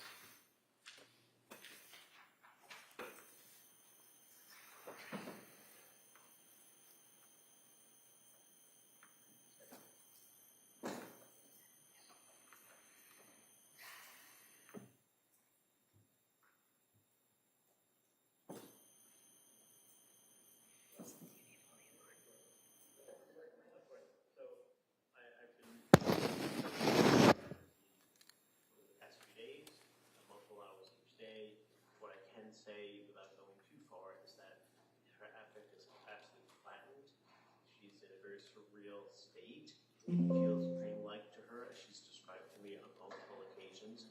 And individuals who can present as being lucid, linear, and clear thinking do not make those people not mentally ill.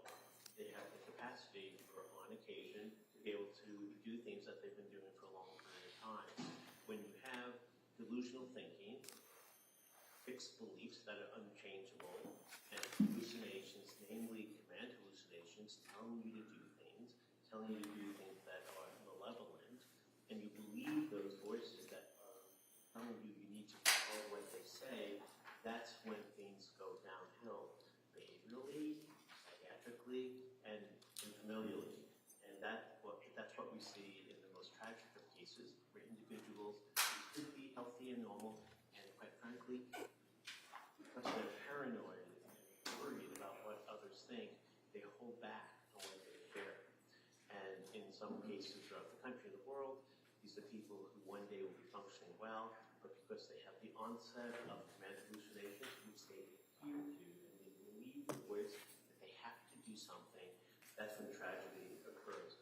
And I think that sort of is under the overriding rubric that this case falls under. So, sir, on December 8th of 2023, when you provided that, your observations, you had met with the defendant on 2 occasions, correct? I believe 3 occasions. Okay. Had you any of the records that have been presented in the course of this trial? No. Any of the records that are listed in your sources of information? No. And as you sit here and testify today, you've testified to the same conclusions, correct? What I said was individuals like that present this way. I was not referring to Ms. Clancy.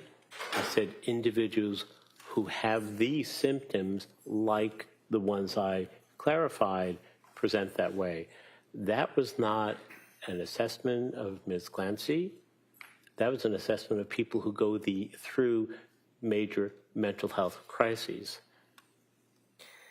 But as you sat here today, you've talked about the fact that she had delusional thinking, the fact that she had command hallucinations, the fact that she believed that these voices and that she was paranoid and worried. You've consistently testified about that throughout the course of yesterday and today, correct? So it's a yes or no. You make it impossible to answer that question. All right, the next question.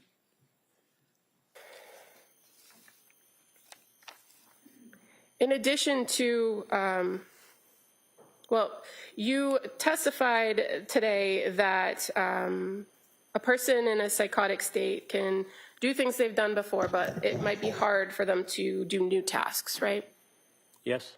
So if it's something that is part of their daily life, getting up, caring for the kids, feeding, making a meal, driving a car, those are things that people do every day and a lot of times don't even have to think about, right? Yes. No thinking necessary. It's a But visceral response, automatic response. you're aware that on this particular day of this incident, on January 24th of 2023, that the defendant took Cora to the doctors, right? Yes. And you indicated in your testimony today that it was for a regular checkup, but in your report, you identified that it was for a stomach ache, right? Yes. She had a stomach ache.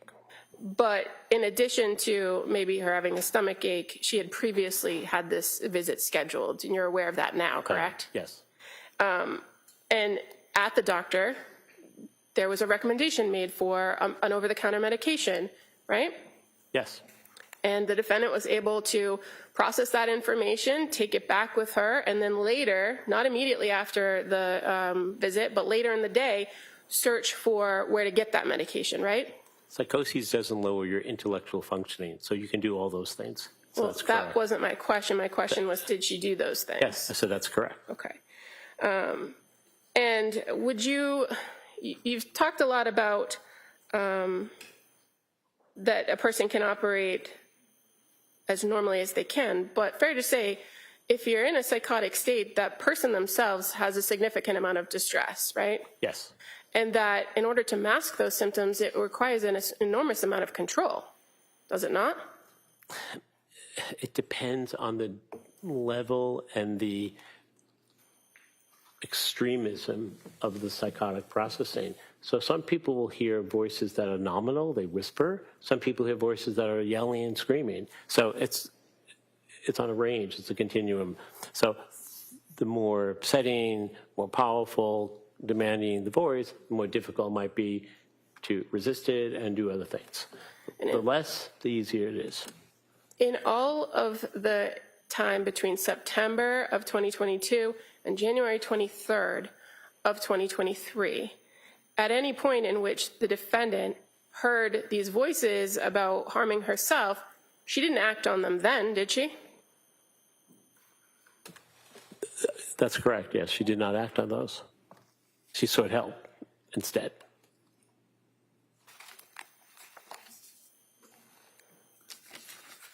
One moment, please.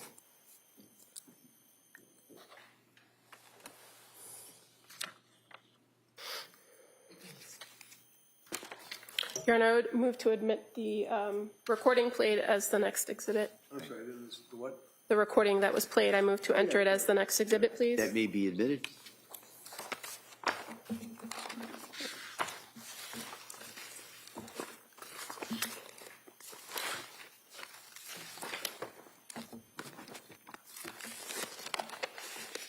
If I can find it. Here it is. Thank you. 284. Thank you.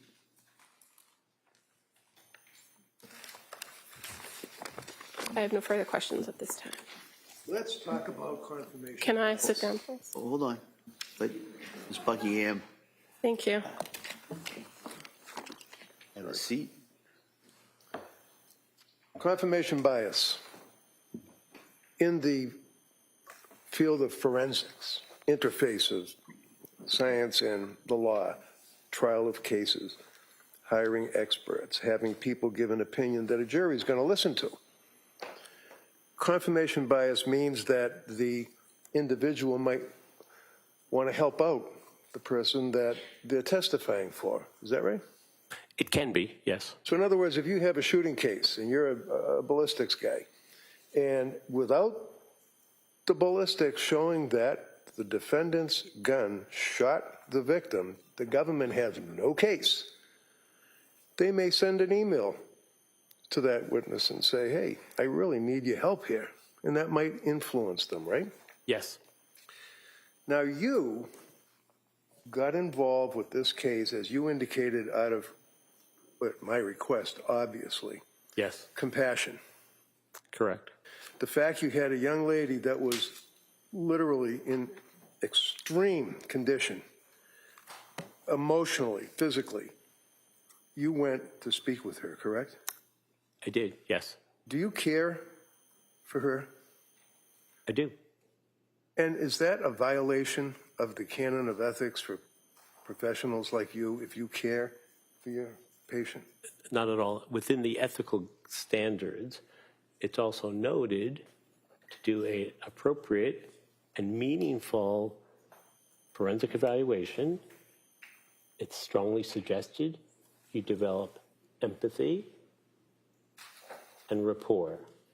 And when you have those two psychological constructs, you get more information from the respondent. You do not cherry pick the information. You include warts and all in your report.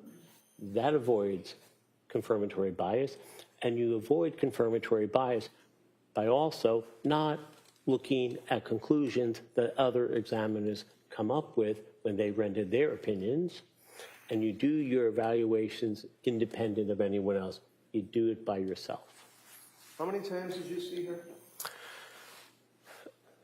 At the time that my report was No, right about now. 60 times, How many hours have you put in sitting with Lindsay, either in the hospital or evaluating? more than that, roughly.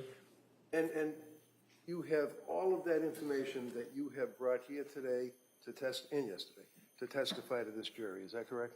Yes, Are you confirmed bias? Are you not telling the truth just to help Lindsay out, or is this your opinion based upon your review of the records, your interview of her, whether or not you care for her or not?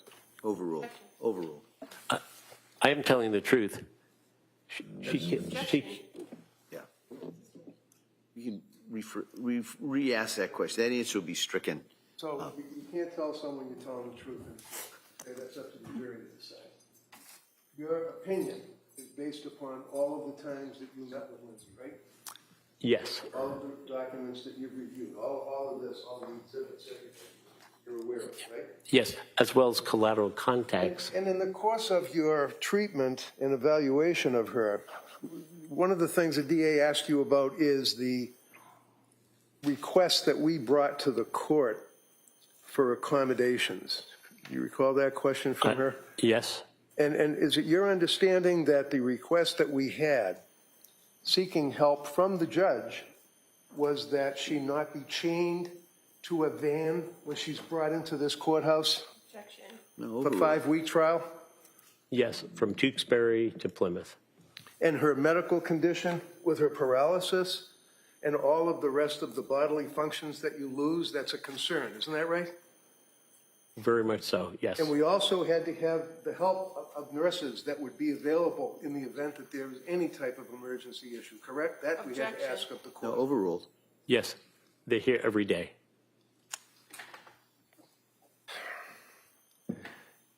So confirmation bias, can you tell this jury, is your opinion based upon money? Maybe you like me, maybe you want to help her, or is that based to your best ability as a professional of many, many years? Yes. Confirmation bias is coming up with a conclusion before you reach an opinion. It's, in Latin, a tabula rasa, a blank slate. You draw no conclusion. The conclusion finds you. And if you don't do that, you are at risk of having confirmation bias.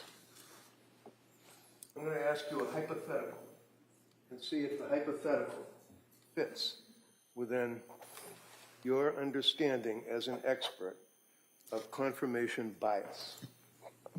Let's say hypothetically that a young woman is involved in an incident such as this that results in the death of her 3 babies.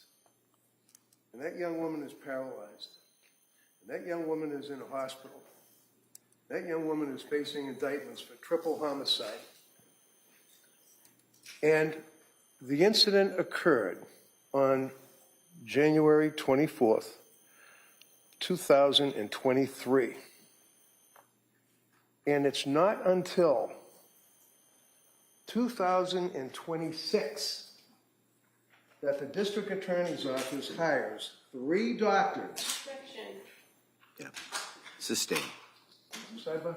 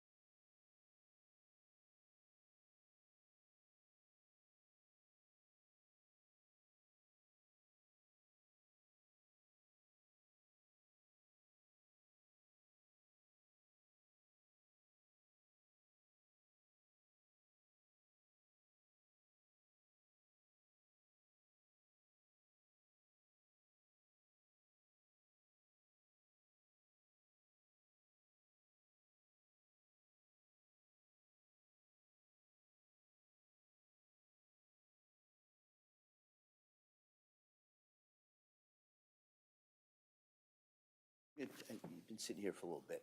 We're going to take a short break at this point, give you a chance to take a break, and then we'll come right back and we'll continue with the testimony of this witness. Okay? All rise, please. Jurors exiting.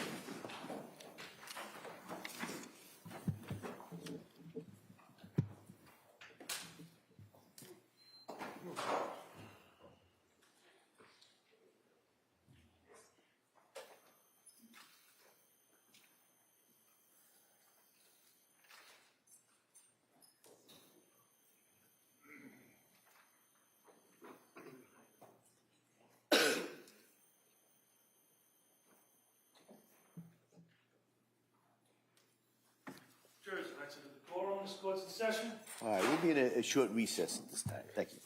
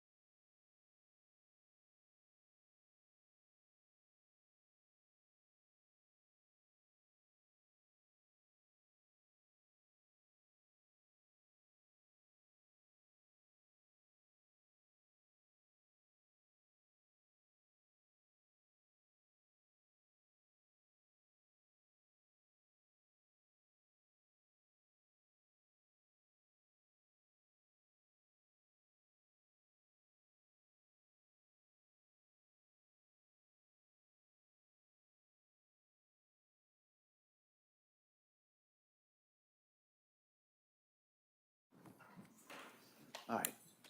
Yeah.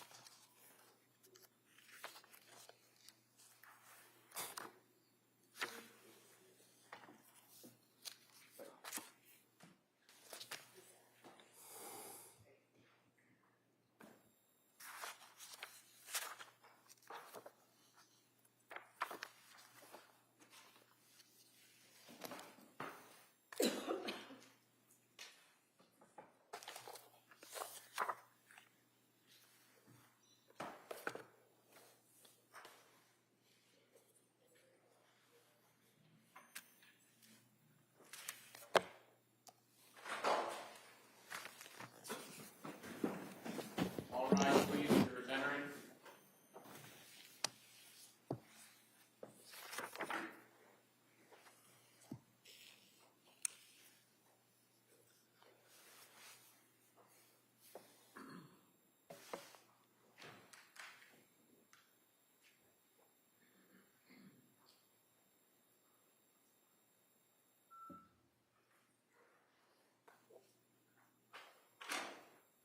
Court is back in session. You may be seated.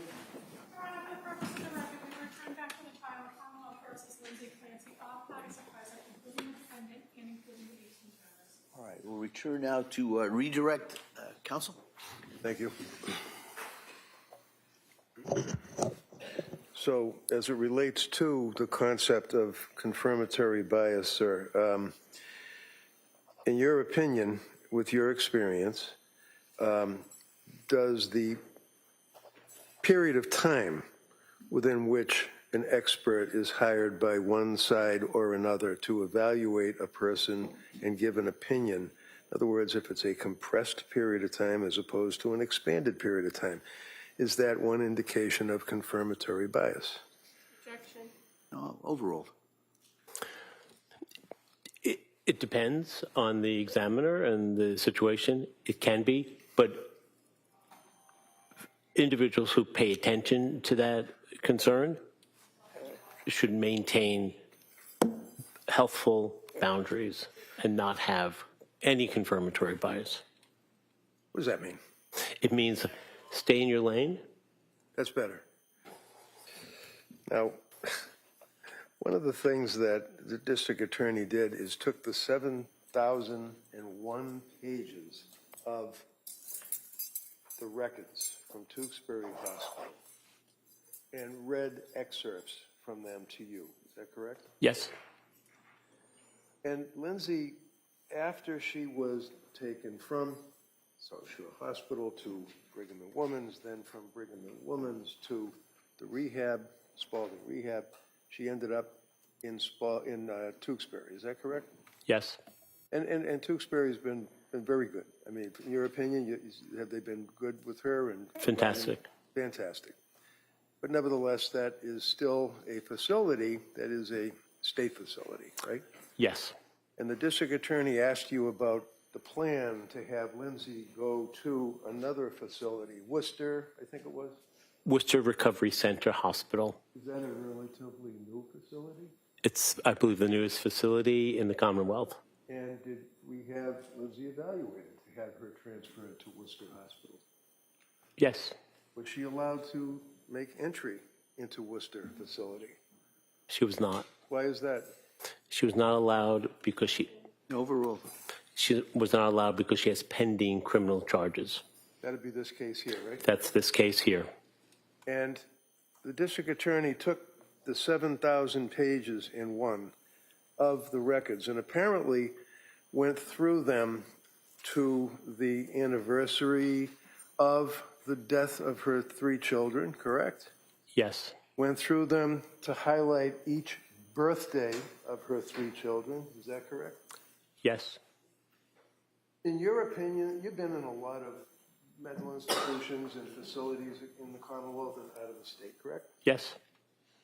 Is it your understanding to a reasonable degree of medical certainty that the fact that a woman who is paralyzed is propelling herself down the hall from one room to another is indicative of anything? Not at all.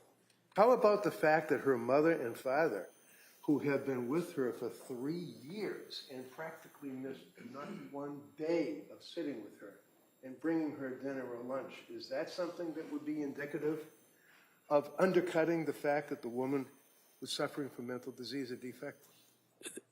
That's indicative of love. And How about the fact that she's talking to other inmates or people that are patients? And in your review of the records, would you tell us your opinion as to her level and degree of popularity, bluntly, in that particular ward? she is extremely, extremely well regarded and well liked on that unit by everyone.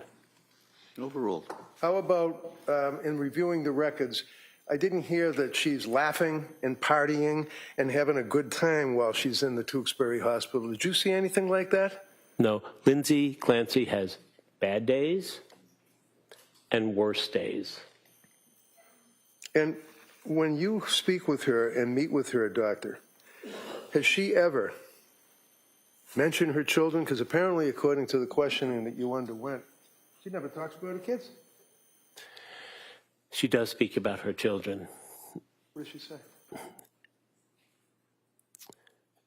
She really loves them and misses them and thinks of them every single day, almost every moment of the day. And finally, doctor, I'm holding up what has been marked as Exhibit 1 or I don't know, for identification. Have you seen this before? Yes, I have. And in your dealing with Lindsay and interview of collateral contacts such as Patrick, do you know what that is? Yes, I do. What is it? This is called a wish vase. And what does that mean and what is it? This is a vase that Miss Clancy and her husband purchased in Hawaii when they went on their honeymoon shortly after getting married. Yeah, sure. See sidebar, please.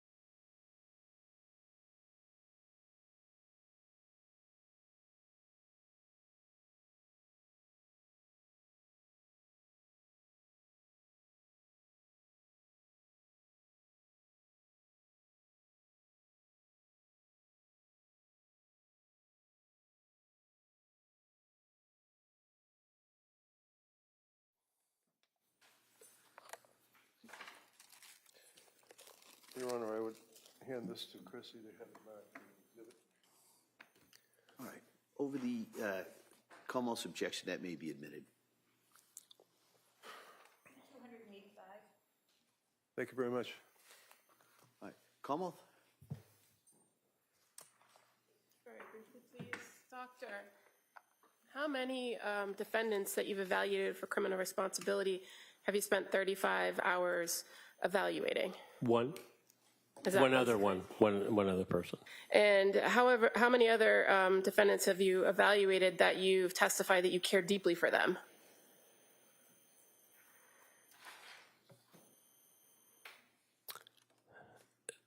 I would say one other one. And how many other defendants have you given press conferences about? None. And how many other defendants that you've evaluated have you gone back every day until the lockup to check on? I was sequestered on all those other trials. I was not even allowed in the court. Now, you were asked about confirmation bias and given a hypothetical about so if somebody was asked to examine a gun, right? You recall that Yes, line I of do. questioning? Yes. You were hired by the defense in this case, were you not? Yes. And as far as your conversations with the defendant about her children, you're also aware that she continually refers to this situation as my tragedy, does she not? That moniker of my tragedy, that's just one of the things that she'll say. All right, thank you. You're welcome. And what's the reason that, with the understanding of the court and permission, that you go to the lockup and see her during this trial? I go to the Sustained. Well, while she's in Tewksbury, counsel kept referring to SID, SI. What is SI? SI is suicide intention or suicide ideation. In Tewksbury, Sui- excuse me, in Tewksbury, has there been a concern of suicidal ideation? Yes. And what, as a result of that, SI, as counsel kept repeating to you through the records, is her status at Tewksbury? She's on a constant one-to-one to ensure that Ms. Clancy doesn't take her own life. And that is somewhat similar to the reference in Brigham and Women's Hospital when you were talking with her that there was a nurse that was sitting in the corner of the room at all times. Is that right? Yes, that's correct. Inferentially was able to hear any conversation that you had with Lindsay, right? I asked those people to leave. Thank you. Counsel, can I see just one?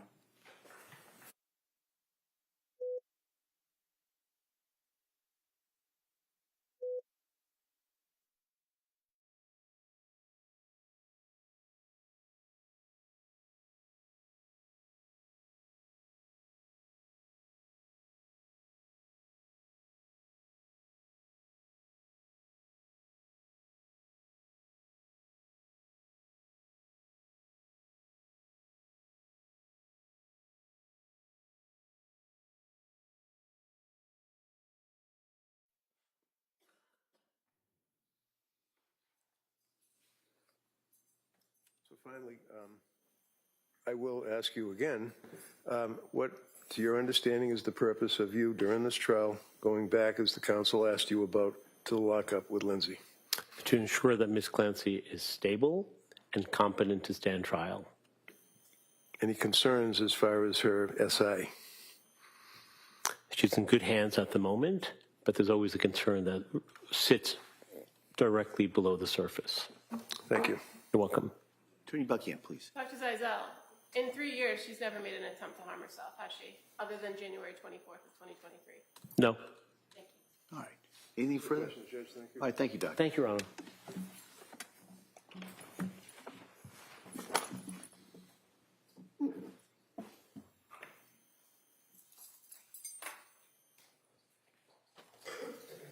All right.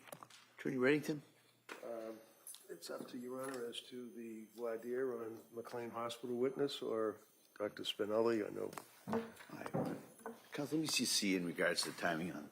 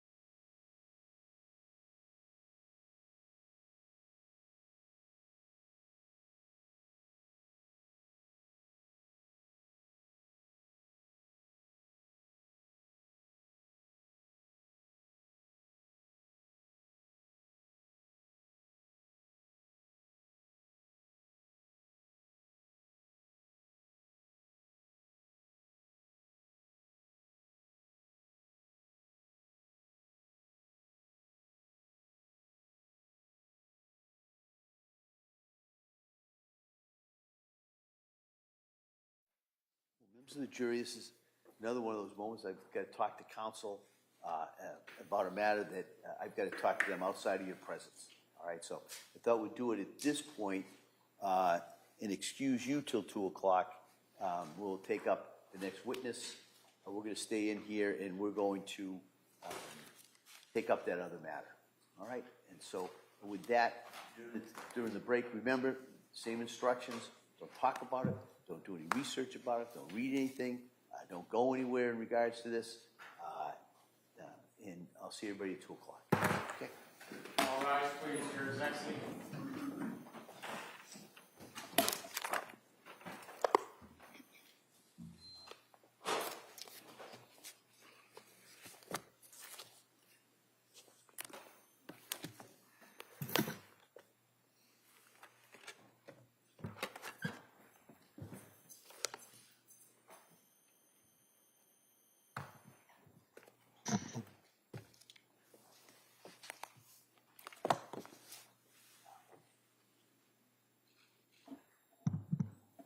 Jurors have exited the quorum. This court's in session. Please be seated. All right.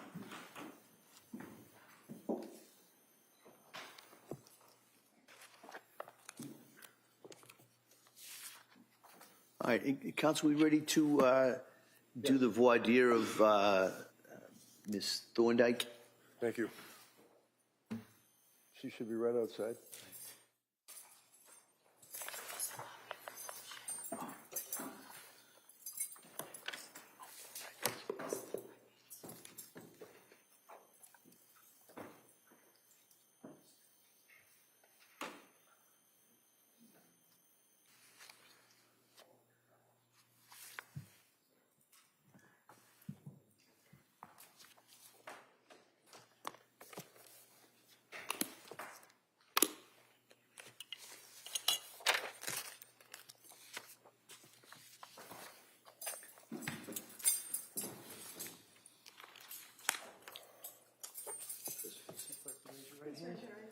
Do solemnly swear that you shall make true answers to such questions that shall be put to you this matter now and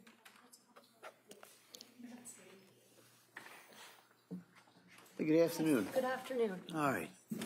Attorney Reddington. Thank you, Judge. Tell us your name, spell your last name for the record, please. Emily Thorndike, Thorndike. And what town do you live in? I actually live in Brooklyn, New York, but I summer on Cape Cod. I'm spoiled like that, so I'm in Okay. Chatham. So where do you live now? Brooklyn. But where you live? Are you In Chatham. Chatham? Yes. And what do you do for work? I own my own therapy practice right now, so I'm practicing as a business owner and a therapist. And what is the name of the business? It's called Wise Mind Therapy Practice. What is it? Wise Mind. Wise Mind? Yeah. Okay. And where is that located? It's a virtual practice, so yeah. And how long have you been doing that? So I had my own private practice I opened that January 2023, and then this past May I expanded. I hired somebody, so technically it's a group practice, but I've owned my own business technically for, 4 years? So tell us your educational background, please. I went to Dover-Sherburne High School, and I went to Hartwick College, and then I went to Boston College School of Social Work. And what degrees do you have? So I have my master's in social, well, I have my BA in sociology, I have my master's in social work, and then I have 2 social work licenses, I guess. You have to get one before the other, so I only go by a licensed independent clinical social worker, but you have to get it's very confusing. You have to get 2 licenses, essentially. You have those licenses? Yes. Within the Commonwealth of Massachusetts? Yes. Now, your employment, can you tell us what your employment history was since I guess you got your master's at BC or something? Since I got my master's at BC, I did my final year internship at McLean Hospital at their trauma program. And then once I graduated, got my MSW, my master's of social work, and then my social work license, I was offered a per diem position at that program.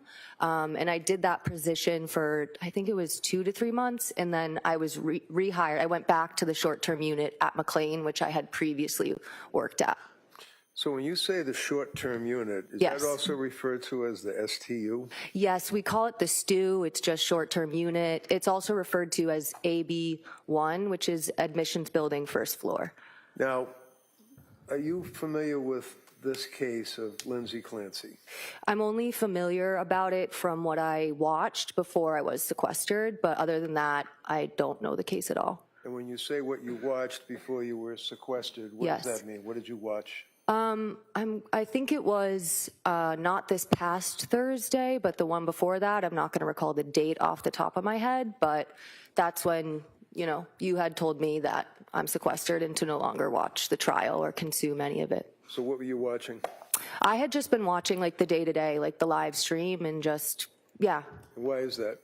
I'm interested in the case. I honestly got into sort of watching trials from the Karen Reed trial, and then I wanted to watch this case, and obviously, I worked at McLean, so I was curious to watch it. And when did you work at McLean? I started there in 2014, and then I left there in December 2021. So how many years is that? Oh, 7 years, 8 months, I think. And what was the nature of your work? What'd you do? I started as a mental health specialist there, which I think you can sort of try to summarize as those are the counselors are sort of directly on the unit with the patients. Our main role is to keep patients safe, really.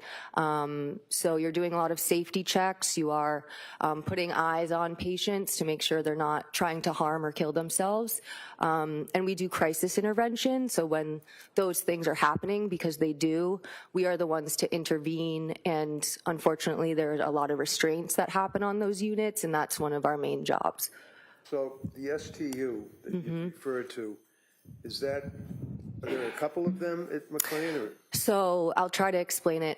When I first started there in 2014, it was one unit with 28 beds.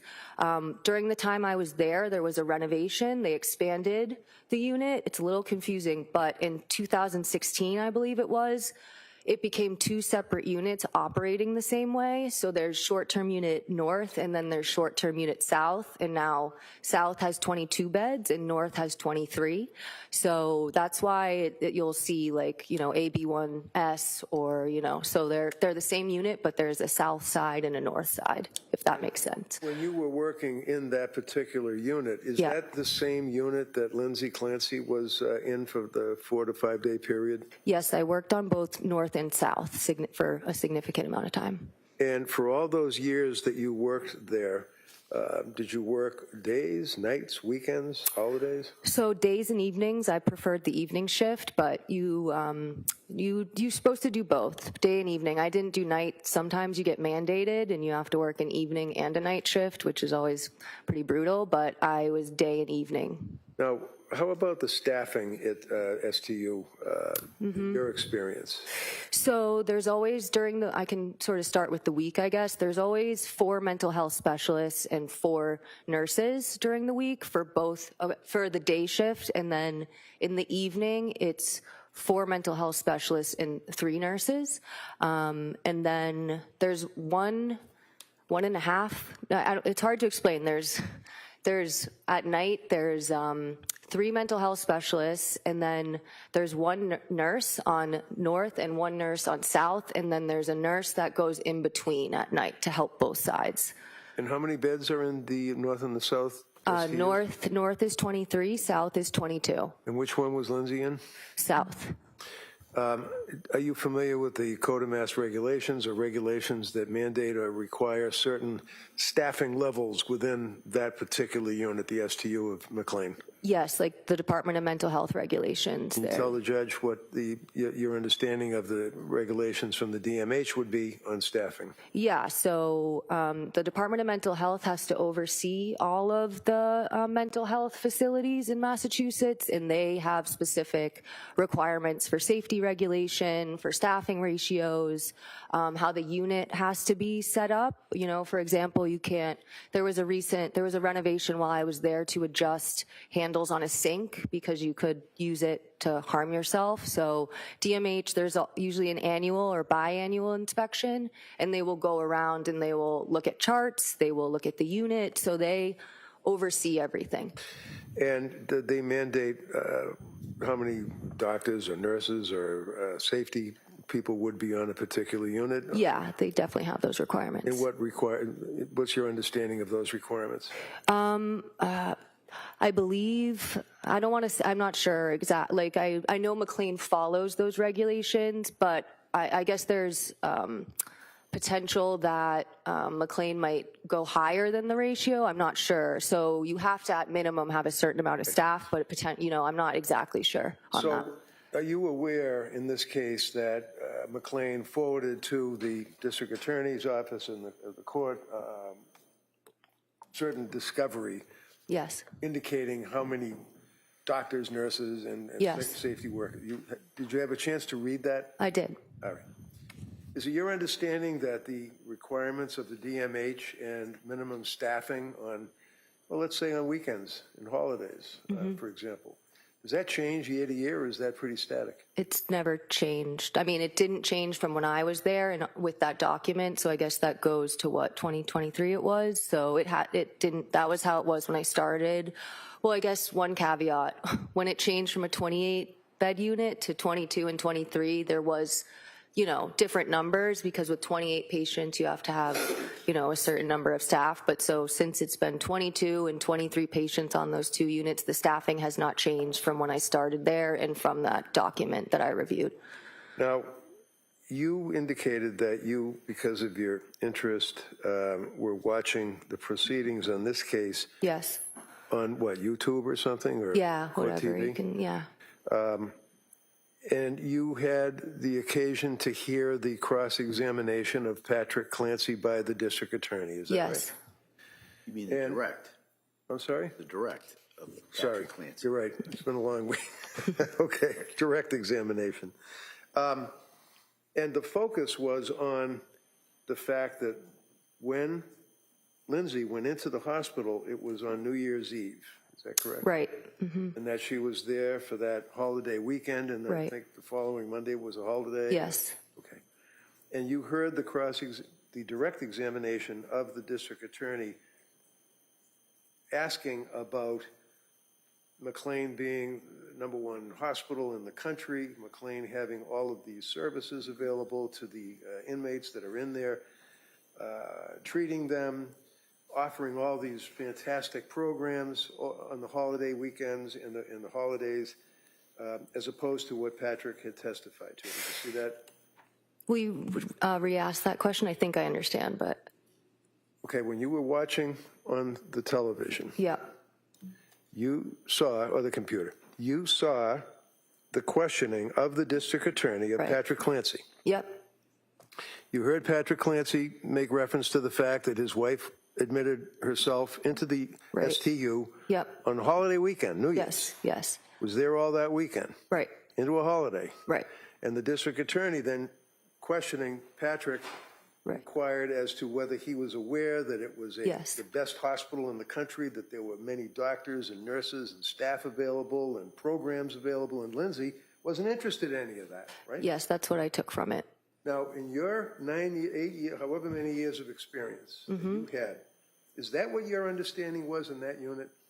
No, no, that's not what I was understanding, no. So tell the judge what your understanding was from your experience, hands-on, day after day, working in the STU for all of those years. Right. But you also were a supervisor of the STU at one time. I actually wasn't. I became a social worker there, so I guess you could, one way to look at it is that, the social worker and the psychiatrist, you are the treatment team, so you're making all the decisions for the patients, and so the nurses and the mental health specialists, I don't like to create a hierarchy, but they are operating underneath you, so in a way I'm supervising, but I was never a direct supervisor. Now, you came out with a TikTok or I did. a reel or whatever you call it. Yeah, TikTok. And would you agree with me that you were pretty angry when you did that? Yeah, definitely emotional. So tell the judge, why were you emotional when you did that TikTok? Well, it's a lengthy TikTok. It's about 10 minutes. And I was emotional because I felt like what was discussed in court was not aligned with what my experience was. I noted several things. I'll try to summarize some of them. There was mention that there's individual therapy on the unit. There is not. There was mention of seeing a doctor every day. I felt like there was some misleading of that. You do see a doctor every day, but on the weekends and on a holiday, it's one doctor who's seeing all of the patients. The meetings can be as short as 1 minute. Many patients decline those meetings, and the doctor who's there on the weekend and holidays is seeing 23 patients. So I felt it was misleading to indicate that there's sort of a in-depth doctor session when it's very brief. How about programs that are offered, like making things out of clay and crayons and stuff like that? Yes, there's clay on the unit. It's called Model Magic. It's a non-toxic kid. It's it's advertised for kids, but it's on the unit. It's in the nursing station. It's out on the unit. There is a lot of coloring. There's a specific group that I saw in the documents I reviewed called Music and Mandalas.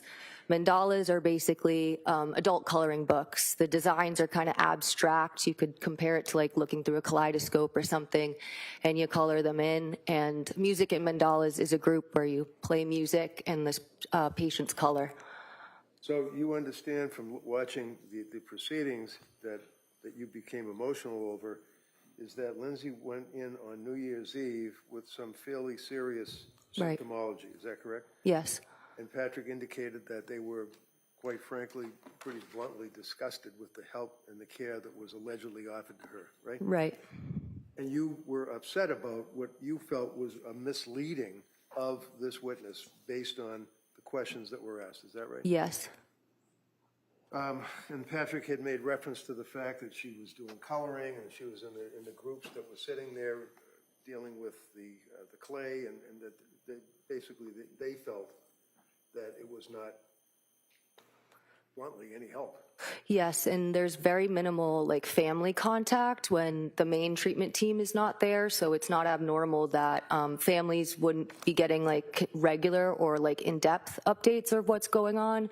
You're sort of supposed to wait until the treatment team comes back, whether it's on a Monday or in this case a Tuesday, since Monday was a holiday.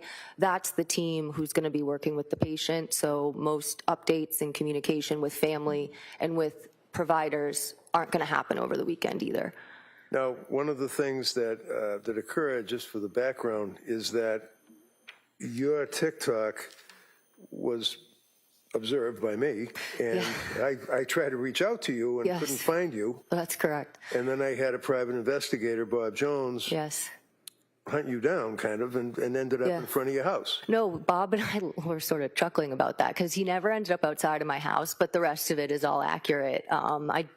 So he wasn't outside of my house, but the rest of that was true. So he was able to locate you. He was, He yes. was able to talk to you, He was, yes. get your contact information. Yes. Provide that to me. Yep. And as a result of that, I reached out to you, and then you indicated that you, initially somewhat reluctant, but then ultimately agreed to get involved and talk to the judge, right? Yes, yes. Okay. Now, the district attorney is objecting to your testimony, and I believe they're going to argue that the change from that 1 year period, when did you leave working there? I want to say my last date was like December 18th. Since working there, you don't get a lot of holidays off. So out of all my time there, I said, I'm going to leave right before the holidays and be able to enjoy that. So I believe it was December 18th, but mid-December. 2021. 2021. Yeah. And when was Lindsay in there? December 31st, right? She came in on New Year's Eve, what would that be? 2022, right? Yeah. 2. Yeah. So in your opinion, is there a change that is Right. significant in the staffing, in the nurse-to-patient ratio, in the safety issues, the crayons, the coloring, and all of that? Is there any change from that 1 year that you left to the time that she was in there? From the records I reviewed as well, those are exactly the same staffing ratios, and all of the groups are the same. So there's no change whatsoever? Not from what I can tell from what I reviewed. Thank you. All right, Commonwealth?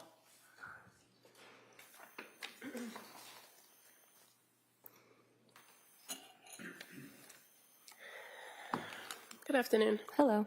So you are currently a social worker who does their own, a licensed independent clinical social worker, right? That's the license. Title, So when yeah. you're saying Yes. that's really what you kind of go by. Yes, I'm a social worker by trade, you could say, but I'm practicing as a therapist. And you do that virtually? Yes. So you don't have a brick and mortar where clients come and engage in therapy with you, right? No, rent is expensive, so right now I'm all virtual. And you indicated that in your time at McLean Hospital that you first started as a per diem, and that was as a mental health specialist, right? I didn't start per diem there. I started at a 32-hour position. The per diem, there's another position I held at McLean, which is called a community residence counselor.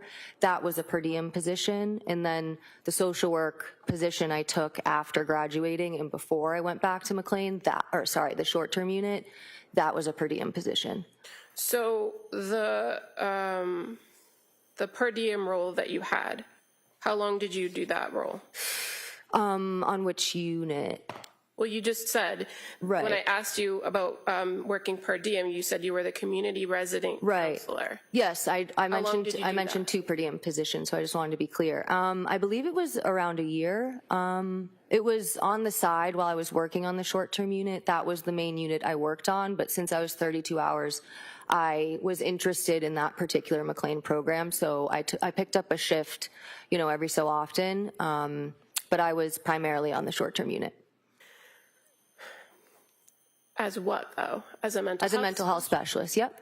And so you said once you got your master's, you took on a role of clinical social worker there, right? So yes, I did. And that was in September of 2019? Yes. And you said you had a chance to review the records that were sent over by McLean, right? Right. Now, when you were a social worker from September of 2019 to December of 2021, Yep. what was your schedule? So I would come in around 9. You could view it as sort of normal business hours. My clinical rounds that I did with all the multidisciplinary staff was at 9:55. So that was kind of a little bit of my start time, but generally probably like 9 to 5, you could say. And was that Monday through Friday? Yes, I did cover weekends on occasion. Social workers, you're not required to, but it's kind of highly encouraged. So, every once in a while, I would cover a weekend as a social worker.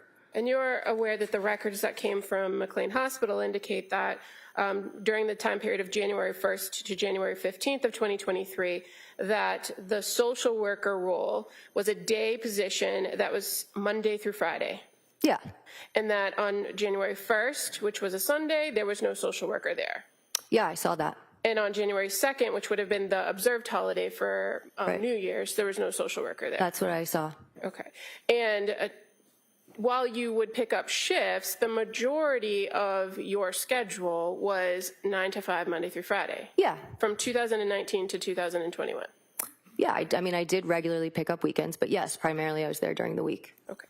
Now, you provided Attorney Reddington with some kind of typed up notes. Do you recall that? Yes. Where you outlined kind of what your experience was on the unit and how inpatients were,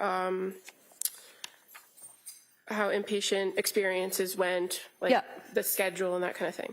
And you noted that as far as the treatment team, which you referred to yourself as a social worker, worked with a psychiatrist, right? Right. And you identified that in your experience there was 3 teams, red, green, or blue. Yes. But you are also aware that the records show that every day during the week that the treatment team of a social worker and a psychiatrist, there was 4 social workers and 4 psychiatrists that were on shift. Right. So where's the 4th? So the numbers aren't equal. So the medical director often took residents, so he would have a little bit less of a caseload. The lead social worker on the unit, she would go in between the different units, so she would take a smaller caseload on one unit. So, for example, I had 8 patients on my caseload, but one of my social work colleagues would have 6. So it's not an even distribution of the 3. Some of the doctors and some of the social workers just carried a different number of caseloads. So, but your testimony today, after having now reviewed the records, is that it's always been 4 social workers, 4 doctors. yeah, I'm not I didn't say that there wasn't before.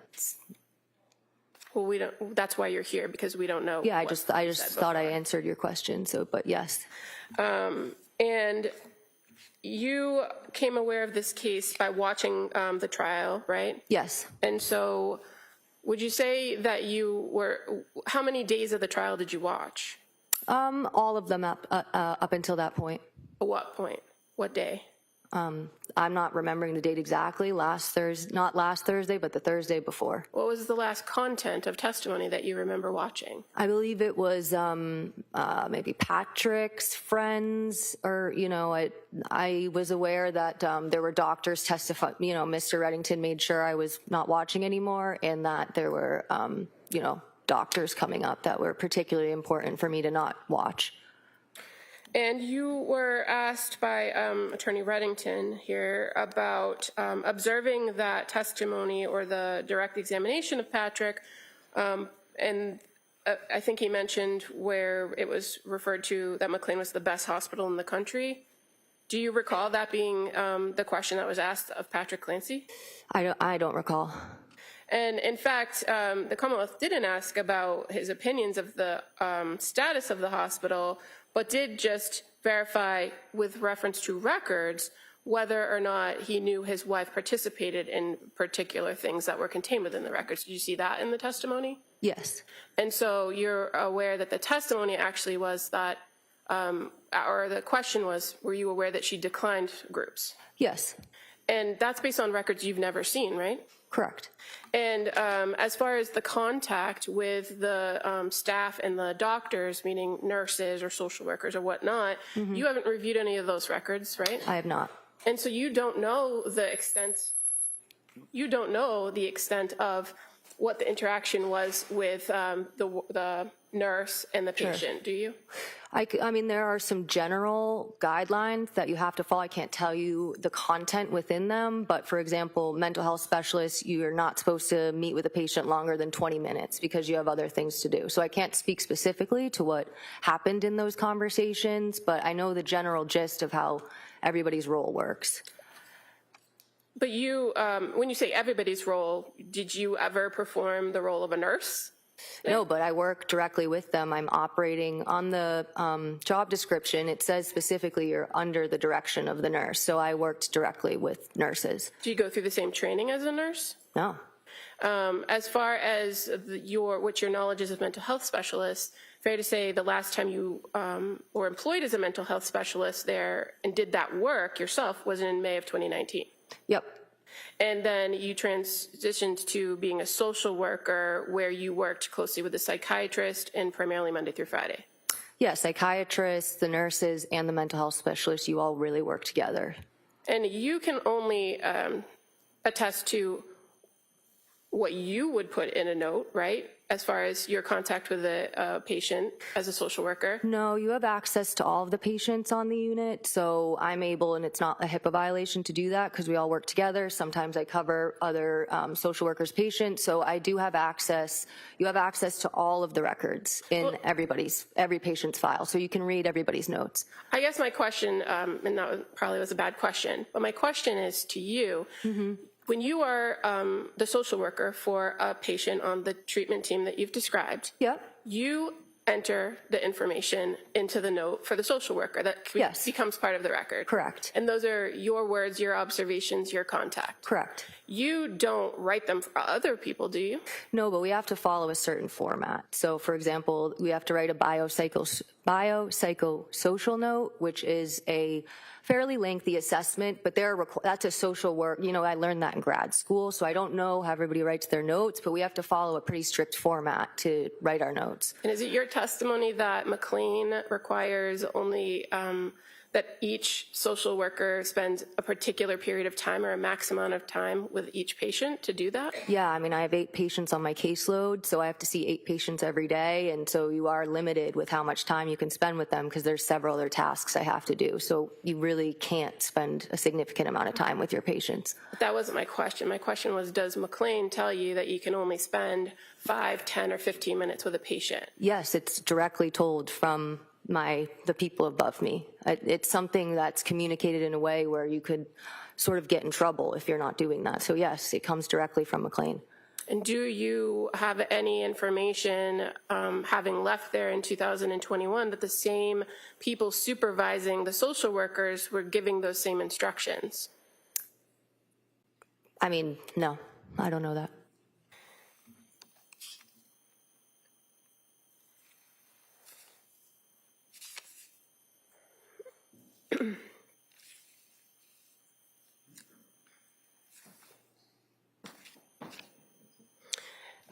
Do you know anything about how many people were actually occupying beds between January 1st and January 5th of 2023?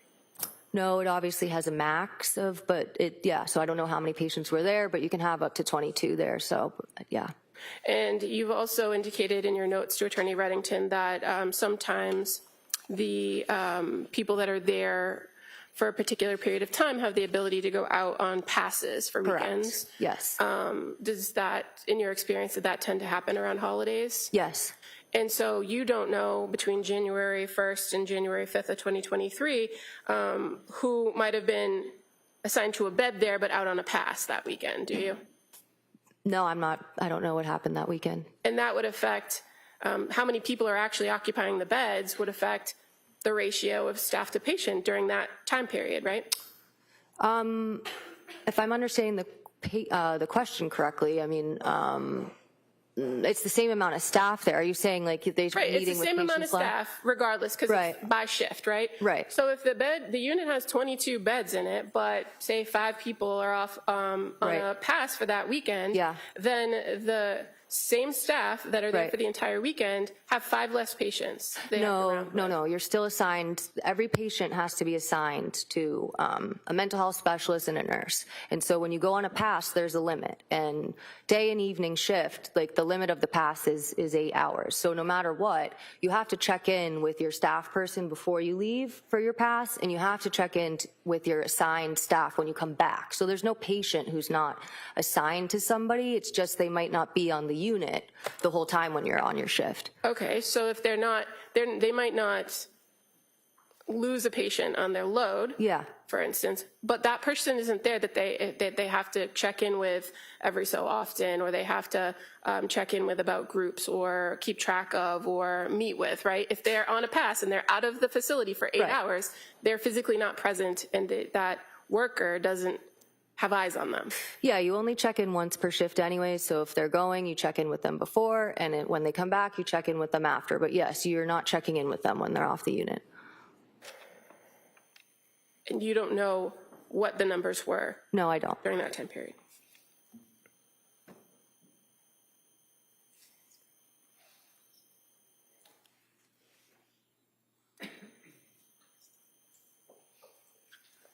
I don't have any other questions. Thank you. All right.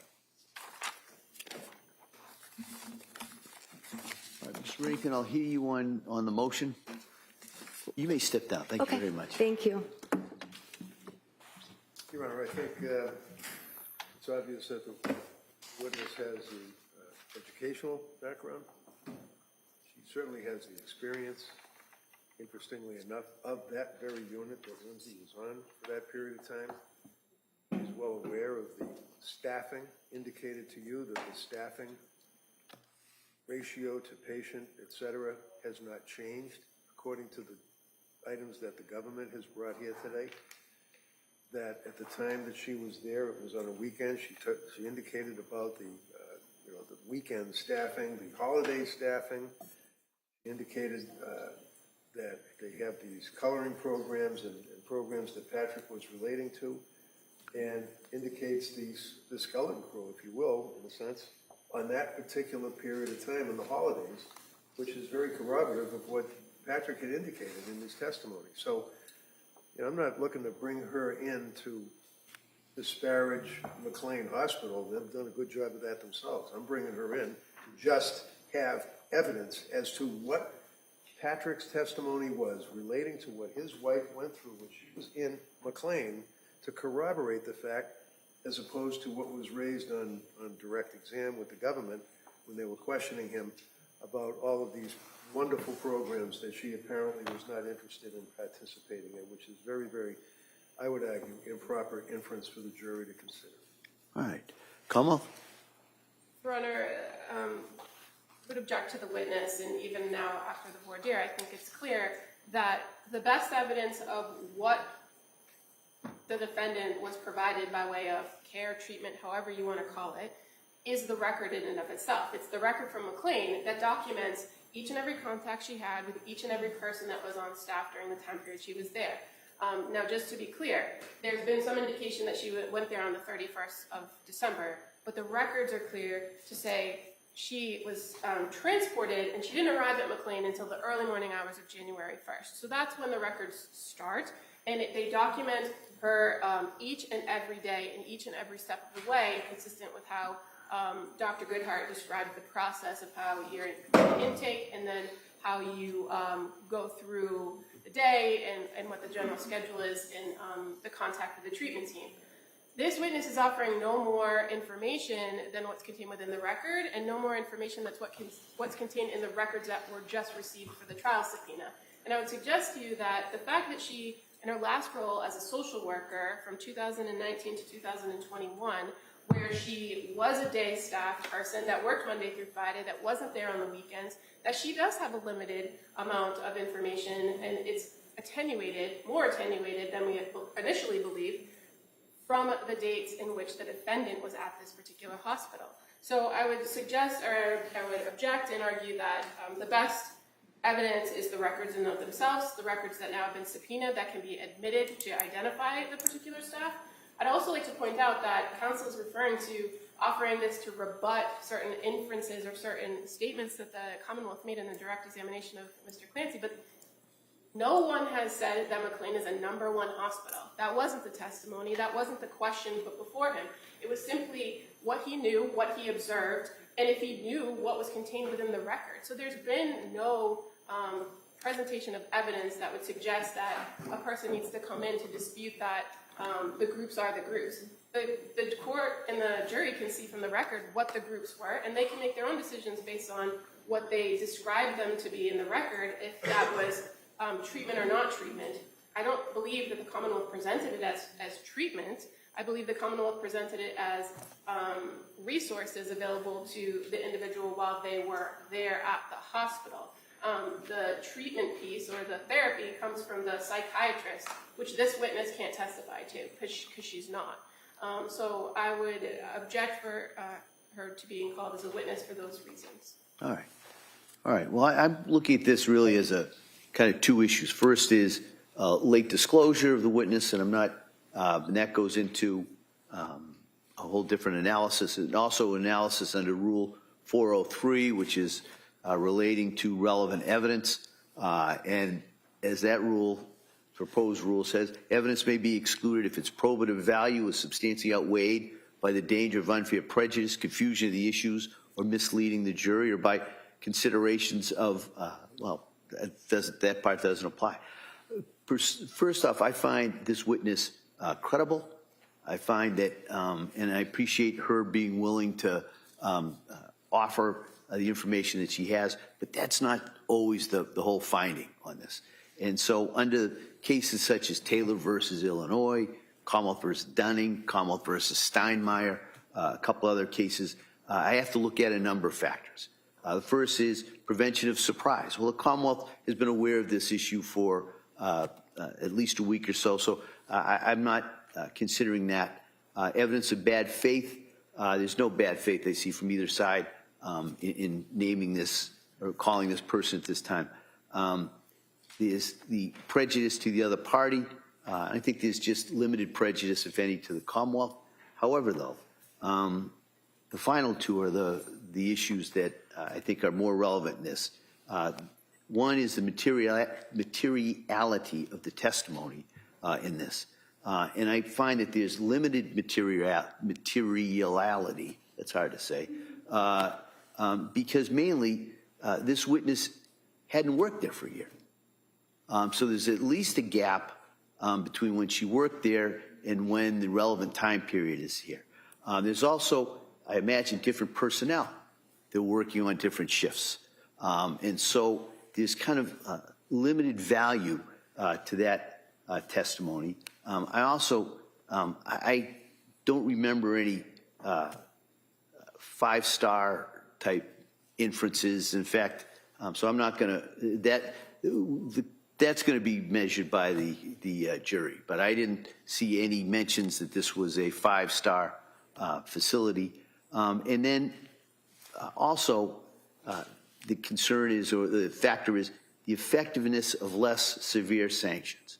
And I would find that the records that have been brought in pursuant to the subpoena in the last couple of days from McLean's talks about the staffing levels on holidays and not on holidays.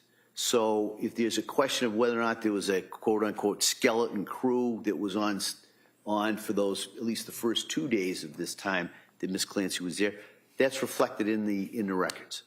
There also, in the records here, is a list of whatever programs were offered and also when they were offered. So if there's a question of less programs being offered on a holiday than during the week, those are contained in the records.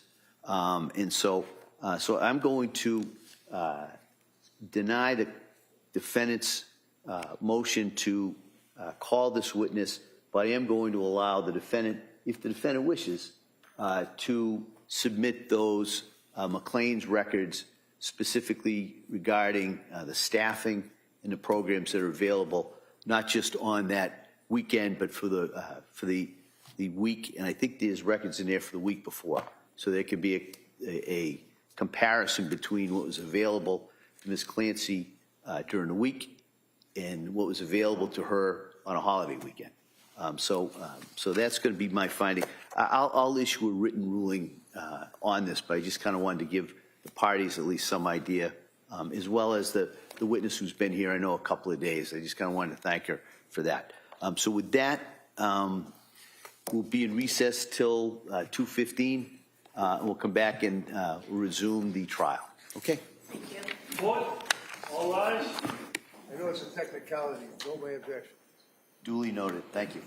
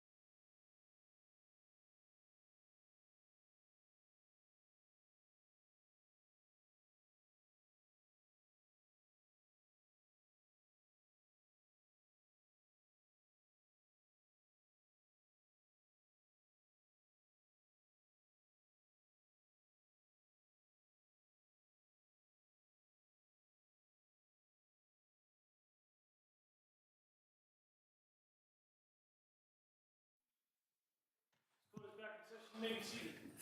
All right.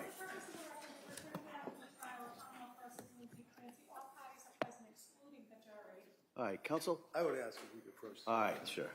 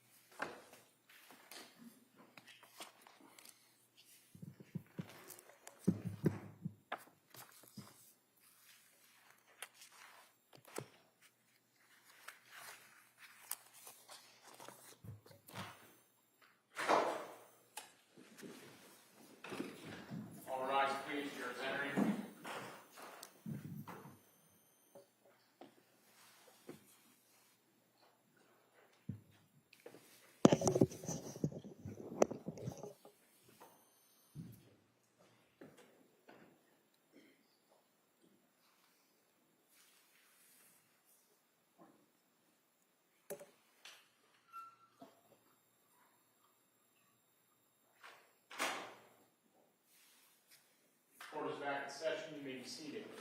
Your Honor, for purpose of the record, we'll return back to the trial of Commonwealth versus Lindsay Clancy. All parties are present, including the 18 jurors. All right. Well, everyone, thank you for your patience, and I'm going to ask you for some more patience, all right? Due to an unforeseen circumstance, we're going to excuse you until tomorrow morning, all right? This is not something we saw coming, but you're not to speculate about what it is. You're not to hold it against either side. It's just something that we have to deal with, all right? And so I'm going to excuse you till tomorrow morning. I'm going to remind you, as I have every night for the last number of weeks, don't do any research about this case. Don't talk about it. Don't read anything. Don't watch anything about this case or similar cases. And with that, we'll bring you back here. We will deal what we have to deal with, and we'll get right back on track. We are still well within the timeline that I gave you regarding this case, but it's just something we can't control. So I'm going to excuse you till tomorrow with my thanks for your patience, and I'll see you tomorrow morning. All right, thank you. All rise, please.